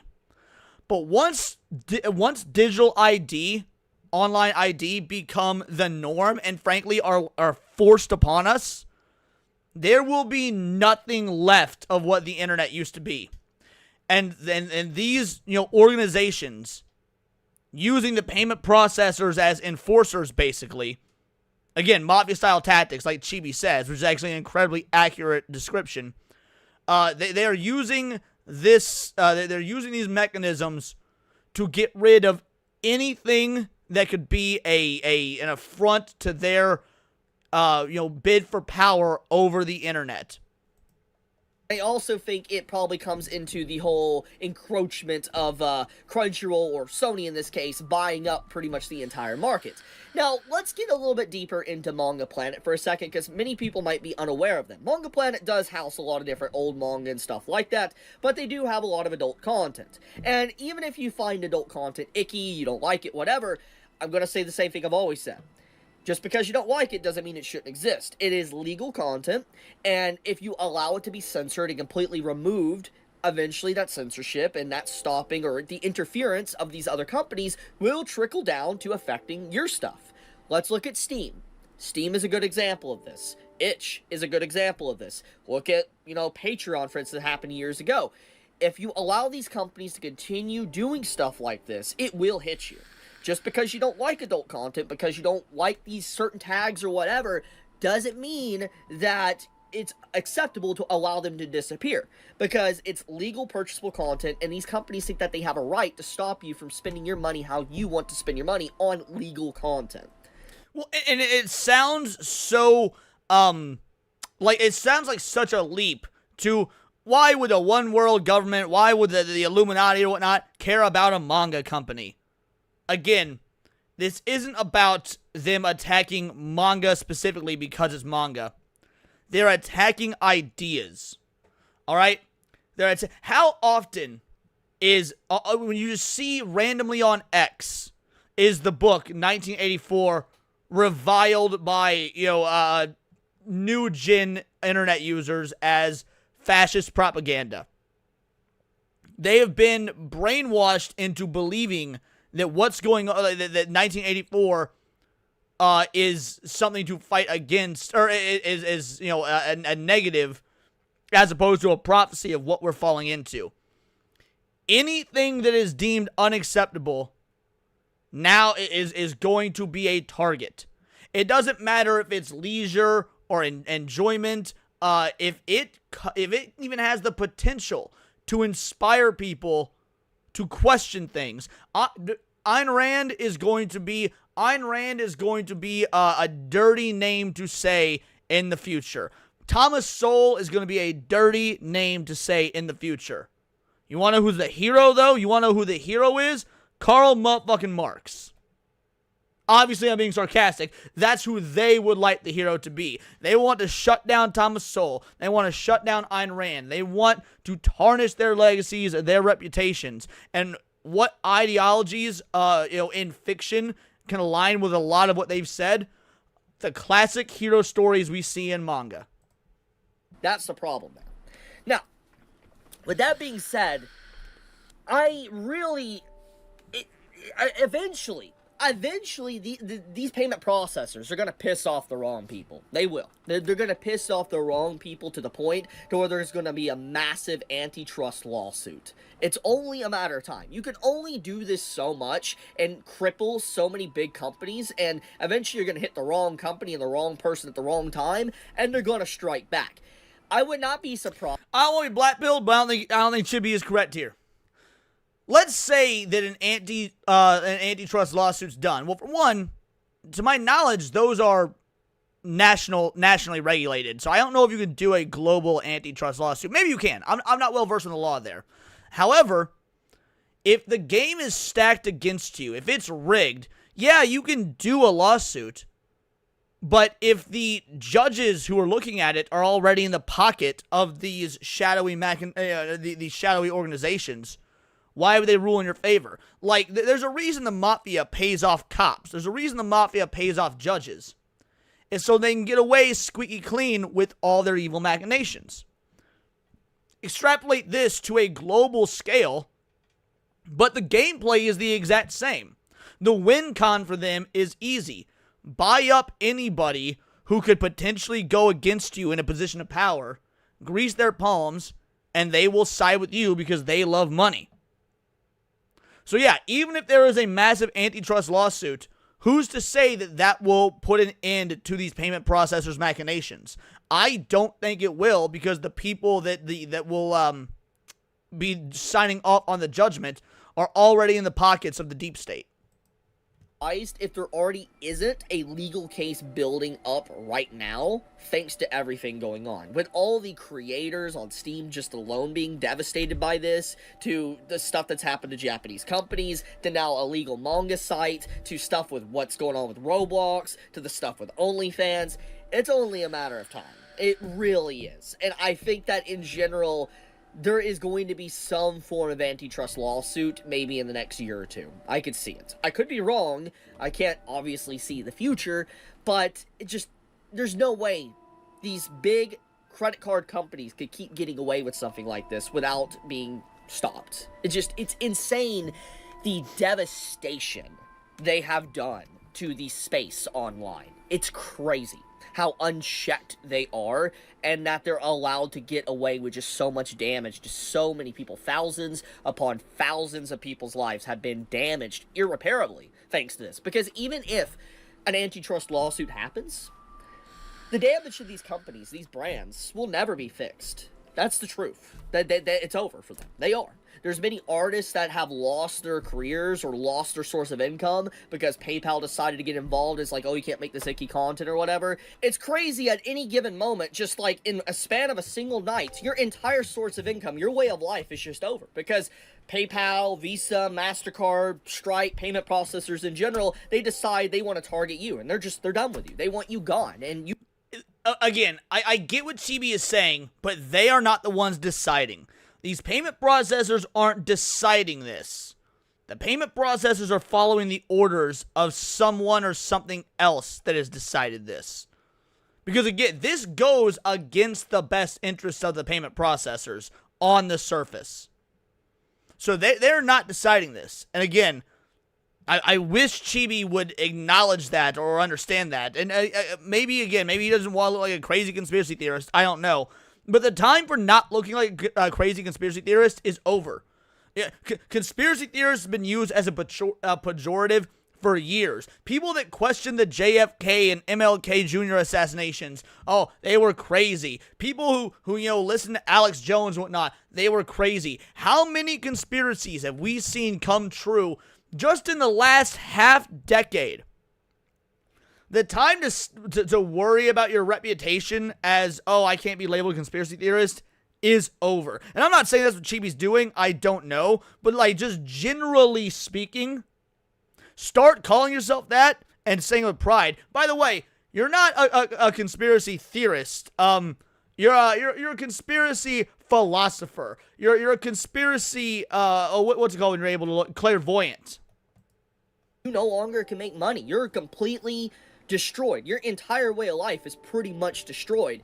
It's honestly insane, just like how this is right, just continuously allowed to happen. And there's so many people that have just been damaged by this that I cannot even fathom the amount, the number associated with how many people have been damaged by this. And once again, even if there's an antitrust lawsuit that happens, and let's just say they do lose or whatever, the damage has already been done to like brands like Manga Planet.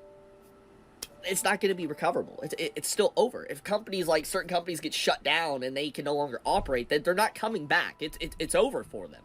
And that's just so unacceptable, and it sickens me to my very core, because there is people out there right now that literally are advocating and happy stuff like this is happening. There is people legitimately happy that art and artists are being censored because it's content they dislike, because it's icky content to them. They celebrate. They actually do celebrate. I've actively seen it post and stuff online, not just on Twitter, but on Reddit, on TikTok, on YouTube, getting thousands upon thousands of likes and views, celebrating the fact that certain artists or art in general is just getting completely censored. Because, and here's the thing, how much of that's organic versus manufactured? Because he's right, this is happening, but how much of it's organic versus manufactured? An article just came out yesterday, 2 days ago, that Israel had been paying influencers $7,000 per video or post that was pro-Israel. The Kamala Harris campaign and the Democratic National Committee got exposed earlier this year, late last year, about paying influencers to post pro-Democratic Party content. Like, this is manufactured, but it, to the untrained eye, it looks real. And that's just the real people doing this. Also, how much of this that you see, these posts on X, or even from real people, as opposed to, let's say, Russian or Chinese or Indian or insert, country here, bot farms that are just making these posts to make it look like we're losing a battle that's not existing, because it's just fake digital accounts that don't have a real person with a mind of their own behind it. So it's a war on two fronts. It's a war against the individuals that are taking the money from these entities, because they will sell out for money. They will peddle whatever opinions and propaganda they want to peddle, so long as there's some coin involved. And then there's the digital warfare of the posts and whatnot that aren't even real, that are fake. I don't know how to fight against it beyond trying to open people's eyes to it and tell them this is what's going on and show them evidence. But this is something we have to do for ourselves. Like, there's no government's going to come in and save us. No daddy billionaire like Space Daddy Elon Musk is going to come in and save us. The people have to revolt around this. To revolt over this. We are in a very, very tumultuous time. They just don't like it. And I'm just like, that is so close-minded, because eventually censorship will hit you. It will. And if you don't stop it right now, there will be no one to help you when it does hit you. And it's so sad, man. It pisses me off seeing stuff like this happen.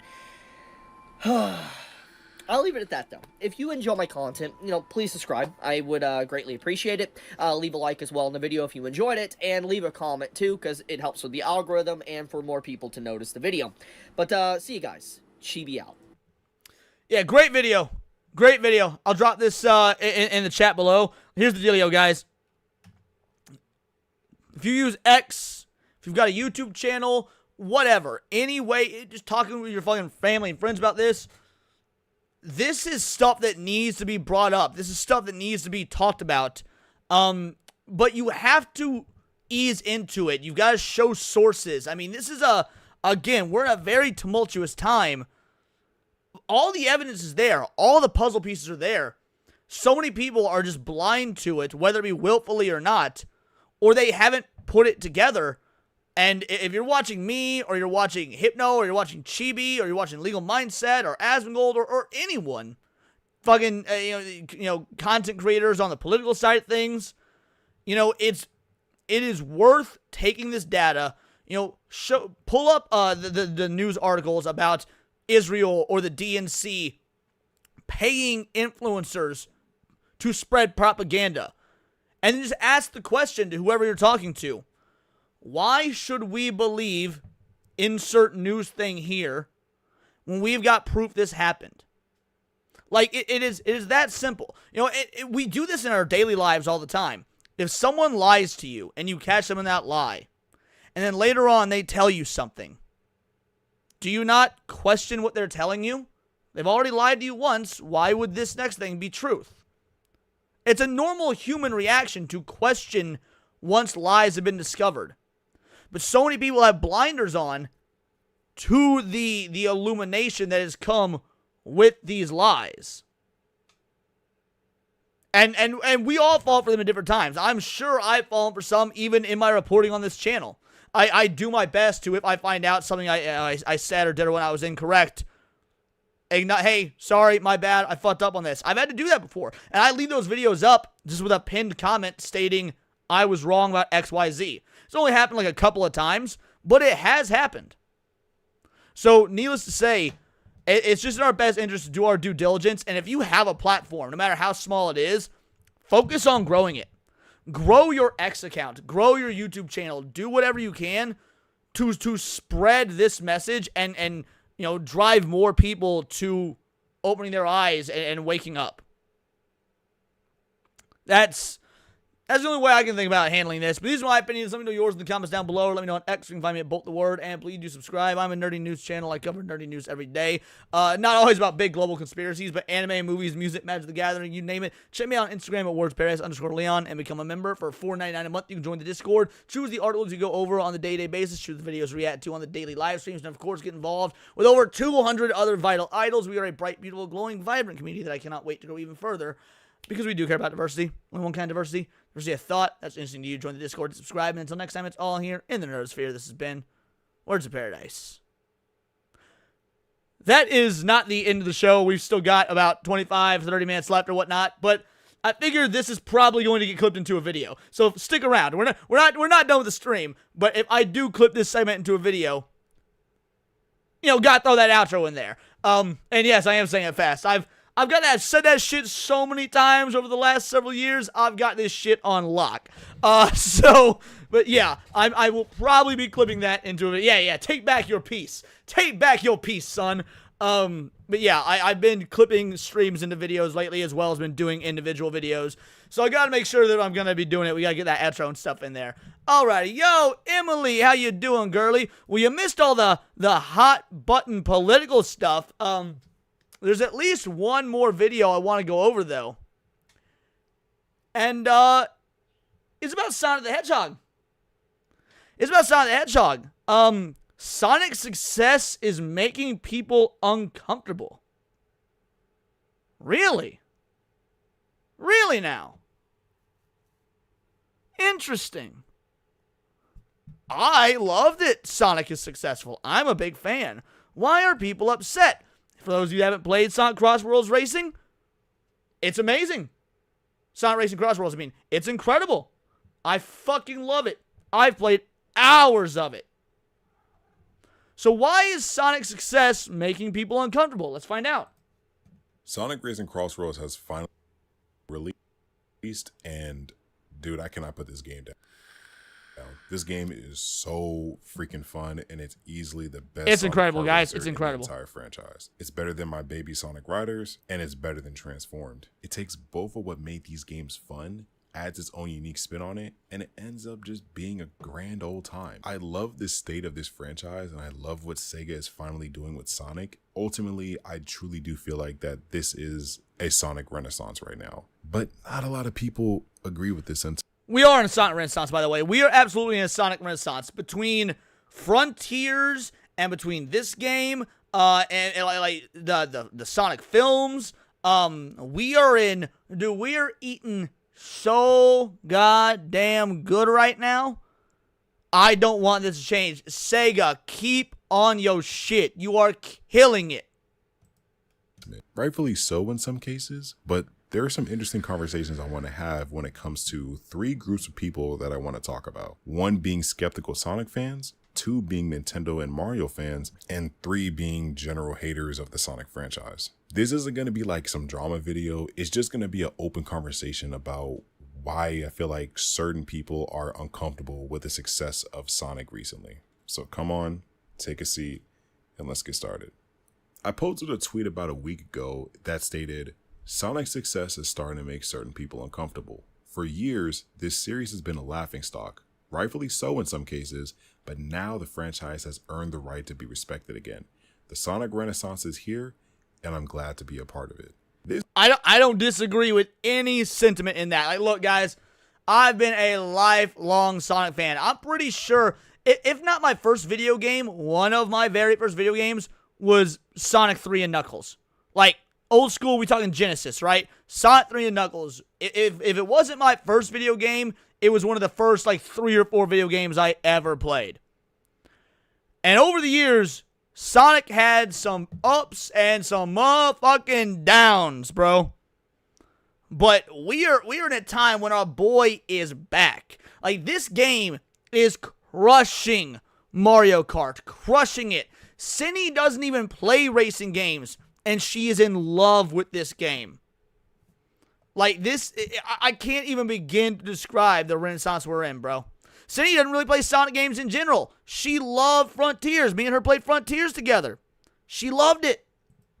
This tweet kind of went viral. It got 2.7k likes, and it got 61,000 views. I don't know what happened. I just kind of retweeted something from Stealth40k talking about the general reviews of Sonic Racing Cross Worlds. Seeing those high numbers, it's like, oh wow, Sega's plan is actually starting to take effect. The movies have done such a great job with this franchise. It has brought the franchise back, and undeniably so, the movies have actually saved the Sonic brand. With the movies being out and helped Sega gross up to $1 billion now, there's so many eyes on the franchise right now. With that in mind, Sega knew that with the movie's success, they had to drive traffic from the movies to the games. And with Sonic Racing Cross, I don't know if that's happened, but I assume it has. Like Sonic has been a household name in gaming since the 90s.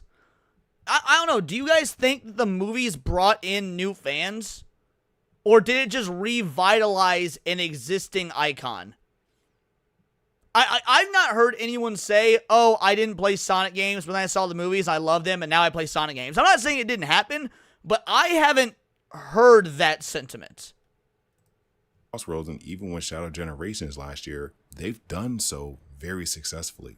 But despite all that, there are a decent amount of people who are still skeptical of Sonic's future. One person underneath that tweet stated, once Sonic Frontiers 2 comes out and gets similar or even better reviews, we can start talking about a Sonic Renaissance era. Remember when? I mean, I don't know if that's fair. So Dax said in the comments he needs at least 2 more bangers.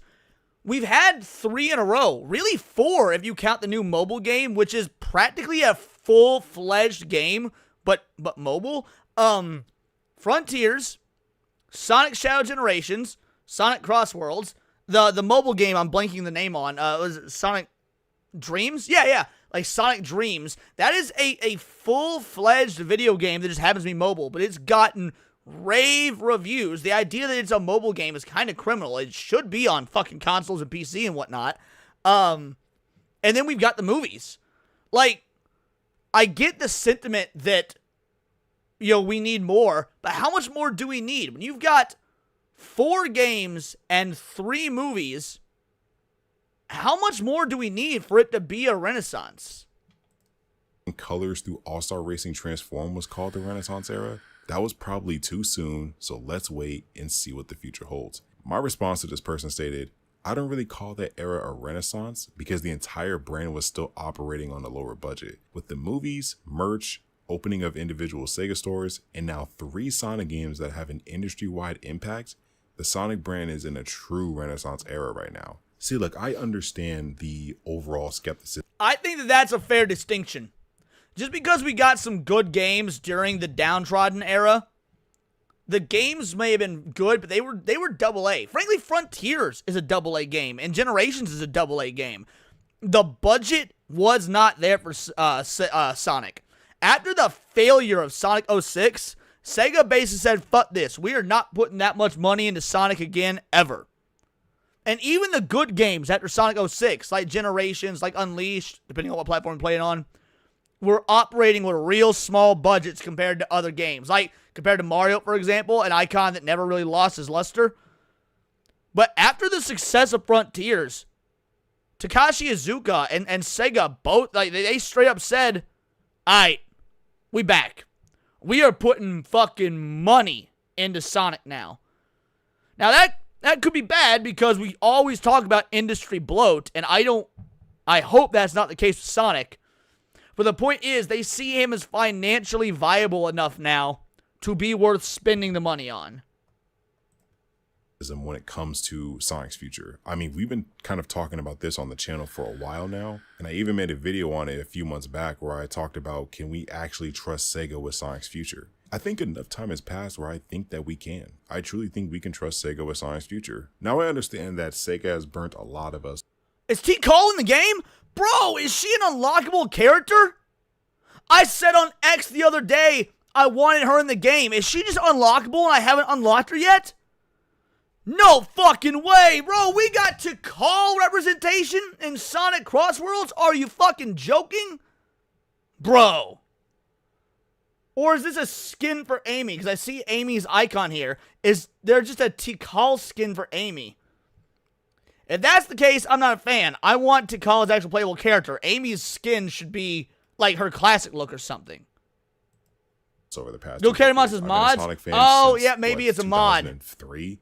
Maybe it is a mod. Sonic okay. 06, I've witnessed Sonic Forces, I've witnessed Sonic Boom, I witnessed the weird pivot direction that was Sonic Lost World that led up to Sonic Forces. I understand where this general skepticism is coming from, but in my opinion, I feel like this has turned from skepticism and more of a fear of disappointment. What we have right now is really freaking cool. I understand if you're not a fan of the recent Sonic games, but the general community loves this game. They love the recent games, and a lot of newer fans, the ones that have probably became fans after the movies, they are loving what they have right now.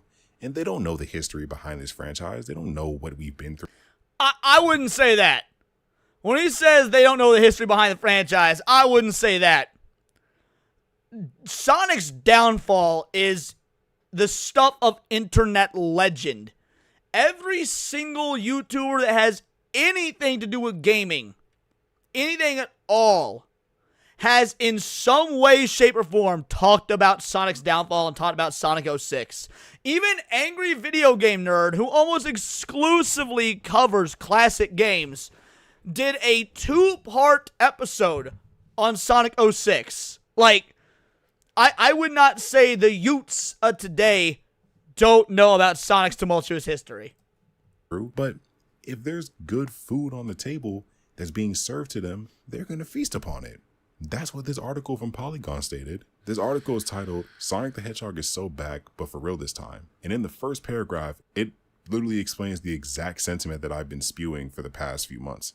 Look, I know what I'm about to say is going to bring out the skeptics. It's a claim that... I'm pretty sure I actually covered this exact article. I could be wrong, but I'm pretty sure I covered this article on Countercast with like Mugen Lord and Sevi 2 weeks ago. That a certain subset of gamers have been repeating in some form for God knows how many years, trying to play PR for a shaky series in an unstable period. I reject this kind of fandom. I am only concerned with the game that you put in front of me at any given moment. If you give me good food, I will feast upon it. So believe me when I say that I do not utter the following words carelessly. Sonic the Hedgehog is back as hell, baby. Again, this is all a personal opinion, but I don't really want to live in fear of disappointment from what I'm enjoying right now.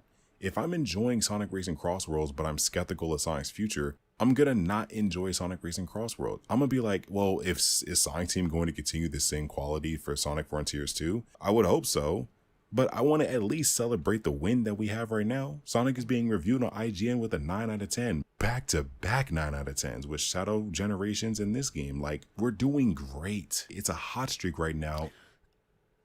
I mean, I know none of us trust IGN. For obvious reasons, we don't fucking trust IGN.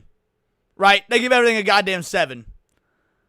But, on the flip side, for IGN to give 2 Sonic games back-to-back a 9 and a 9.5, yo, that's impressive no matter how you slice it, even if it is from IGN. And of course, you'd hope that Sonic Team and Sega keep up the hot streak, but I'm not going to play some forecaster here. I'm just going to enjoy the games that I got right now and have a lot of fun. So overall, if you're not a fan of the recent games, that's fine. And if you're so skeptical of Sonic's future, that is also fine. But just know that people like this, the general community likes the game, and I don't think it's healthy to trying to play future forecaster with the series. Just enjoy what we have. It's fun. No. I disagree with that. I do disagree with the enjoy what you have, don't worry about the future sort of thing. No. Because Dax in the comments was saying just now, he's like a beaten dog. He thinks Sega will fuck this up. And I think that's fair. I disagree, but I think that's fair. Because when you get comfortable, quality slips. When you get comfortable, quality slips. And we as Sonic fans have seen that way too many times. So yes, appreciate the good we have now, but definitely still question the future. You know, be weary. Cautiously optimistic. I'm having a great time, and it is what it is. Now, on to the Nintendo and Mario fans. This is going to be a very interesting section because I haven't talked about Mario on it. Bro, I'll be real. I've seen some Mario Kart fans having some melties about Sonic Crossworlds. I have. They're few and far between, but I have seen it. I've seen some Mario fans, some Mario Kart World fans having melties that Sonic came in and just fucking obliterated this game. This channel, but I am a Mario fan. I like Mario a lot. I prefer Sonic more, but I do love Mario. One of my favorite games of all time is Super Mario Galaxy 2. So I'm not this person that does this Sega Nintendo Hey, rivalry thank you, Emily. Mario Love you and Sonic too. rivalry. I don't care. I like both games. But what's really interesting about, the sentiment online between Mario Kart World and Sonic Racing Crossworlds, it's like, I don't know what it is, but before both of these games came out, it was just a whole bunch of nonsense all over Twitter. I haven't played Mario Kart World, but if you like that game, then that's great. And if you like Sonic Racing Crossworlds too, then that's also great. But the one thing that I noticed is the recent Sega trailer that they released punching up at Nintendo, the whole RV open world joke that they did. Mario and Nintendo fans were literally getting pissed off of an RV from the trailer that was posted all over the official Nintendo's social media page. Now, granted, I understand how annoying that can be, especially from certain Sonic fans that are— Nah, fuck that. If you're a Nintendo fan and you're upset spaghetti about Sega's advertisement, fuck you. You're a bitch, dude. You're a bitch. I love this shit. Bring back these wars, bro. Bring back the Sonic vs. Mario, the Sega vs. Nintendo wars of the 90s. This shit was hype as fuck. Sega does what Nintendo don't. And you know what? Maybe this will be the kick in the ass Nintendo needs to up their game, to up the ante. No way in hell should you be upsetting spaghetti that Sega was clowning on Nintendo. Yeah, exactly, Hugo. 100% agreed. Or, constantly using it unironically in certain conversations. I feel like that kind of kills our own joke. But at the end of the day, man, this is all fun and games, dude. Sega punching up at Nintendo is not that big of a deal because at the end of the day, these are billion-dollar companies having their own little fun with their marketing gimmicks. Why are random people online trying to take the back and forth? It's personal. People going on Sonic accounts talking about, oh, you guys are finally getting a win after Mario's been punching you guys for 2 decades. It's like, dude, again, this is mainly a minority of people, but it's so funny to me seeing people. I love it, dude. Look, man, I think that rivalry between fan bases is healthy. Bro, when you got Star Wars and Star Trek fans going to each other's throats, that shit's fucking great. The movie Fanboys has one of my favorite jokes about this. Like, the guy that runs the comic book shop, and he hates Star Trek, but he has like some limited edition prop from the movie on display, and some Trekkies come in, they're like, wow, how much for the phaser, or like whatever it is? He's like, it's not for sale. It's like, what do you mean? I keep it in here so I can tell Trekkies like you to get the hell off our land. Like, I fucking love that joke. Again, manga versus comics, you've got Goku and Superman, or you've got Star Wars and Star Trek, like Mario and Sonic. These rivalries are healthy. Competition breeds betterness. And beyond that, it's just fun. It's good nerd shit. I would rather Star Wars and Star Trek fans be at each other's throats over which is better than lamenting together that both have fallen off so fucking hard. So fucking hard. Like, Star Wars and Star Trek fans have never been more united. And that sucks because it's over the destruction of their loves and their legacies and the IP in general. And we've seen that with so many things. So to see Sonic and Mario fans, bro, going at it over this game and over the series and the future of these franchises, bro, that brings out the OG nerd in me and makes me so fucking happy. Also on what Twitter, up, Sly? just lose their minds over billion-dollar companies doing their own marketing gimmicks. I don't really care. I just care about Sonic doing good on its own. I care about Sonic finally getting back in the spotlight and Mario Kart not overshadowing Sonic. Sonic can stand on his own 2 legs and the franchise can just exist and the general public is having fun with a genuine good Sonic game. I just think that if you like Mario Kart World, don't let somebody from the Sonic community ruin your fun, and don't let anybody on social media. Bro, if you're letting someone from if you're actually getting offended and whatnot because people are talking shit, fuck you. You a bitch, bro.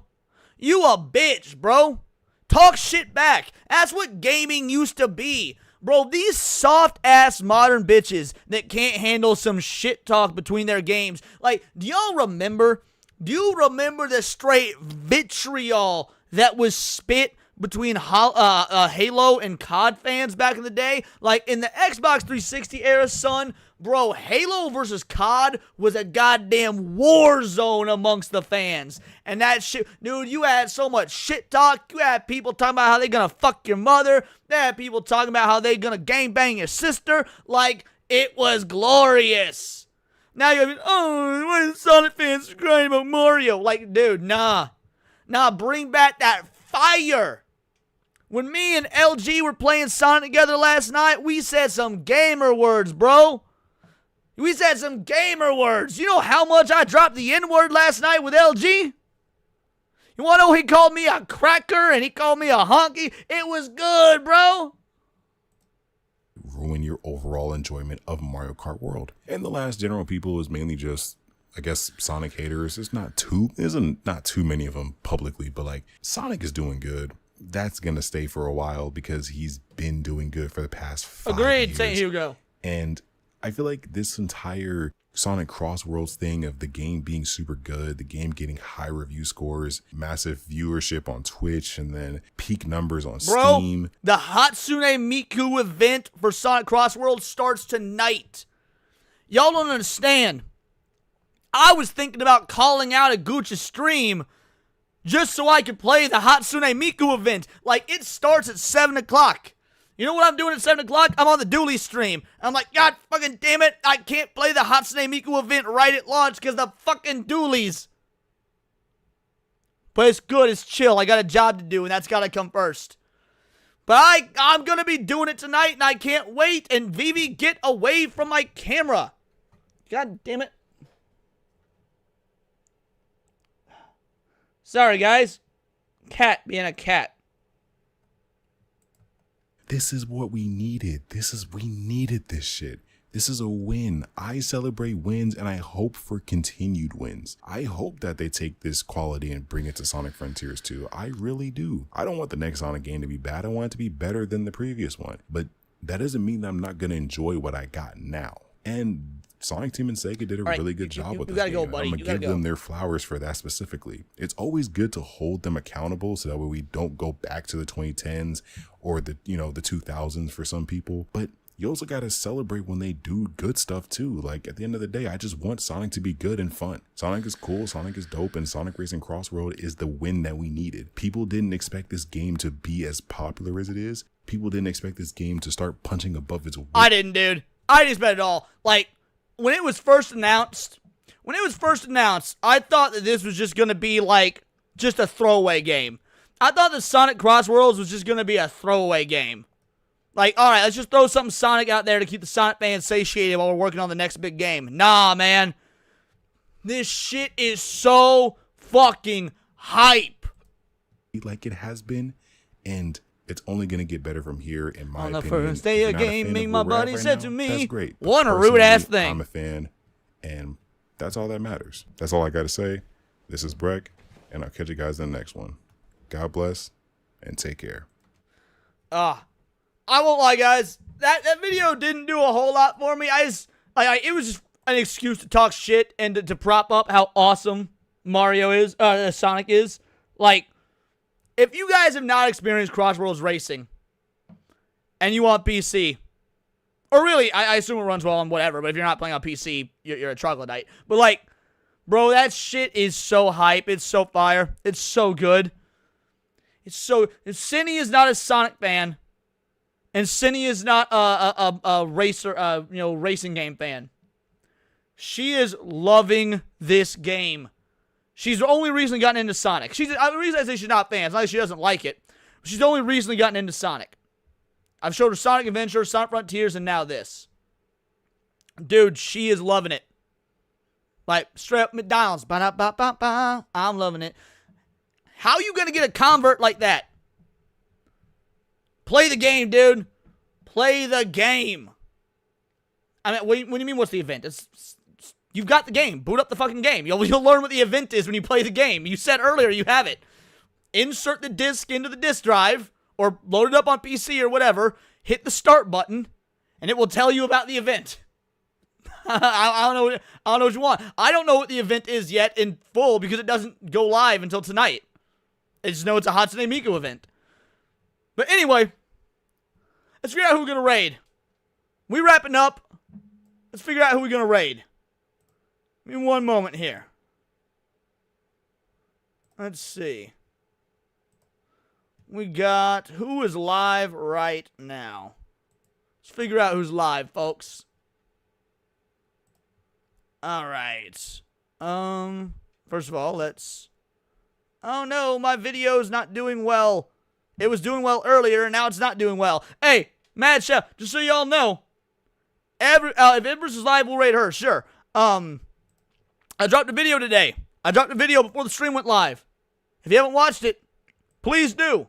It's good. I like it. I'm happy with it. It's about a bunch of fake Resident Evil fans. Yeah, it's great. All right, let's see. Looks like she is not live. Unless she's not coming in. She's not coming up with my recommendations. Hold on. Let me search for her. I am not seeing that she's live. One sec. Let's try something else. All right, let's do it this way. 40K. Yo, YouTube, what are you doing? Quit being retarded. There we go. 40K Empress. Yeah, she's not live right now. I would rate her if she was, but she's not live right now. All right, so let's see who is live. Blue Collar's live. We'll rate him.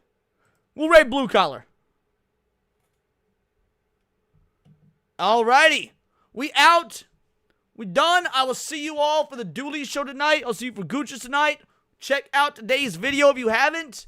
And then tomorrow is Neon Leon. And remember, tonight in the Discord, about 11:30 p.m., give or take, is the watch party. If you remember the Discord, you are invited. We're watching the movie Thursday. On it Thursday. So, yeah, it's going to be a blast. A lot of big-name Hollywood stars. $5,000 at the box office. It is apparently an atrocious film. All right, we're gonna raid Blue Collar Loser. Get in his chat. Type in Vital Idol Raid. And until next time, it's all here in the Nerdosphere, and this has been Words of Paradise. Again, if I didn't say it, thank you to those that donated. Truly appreciate it. See y'all tomorrow.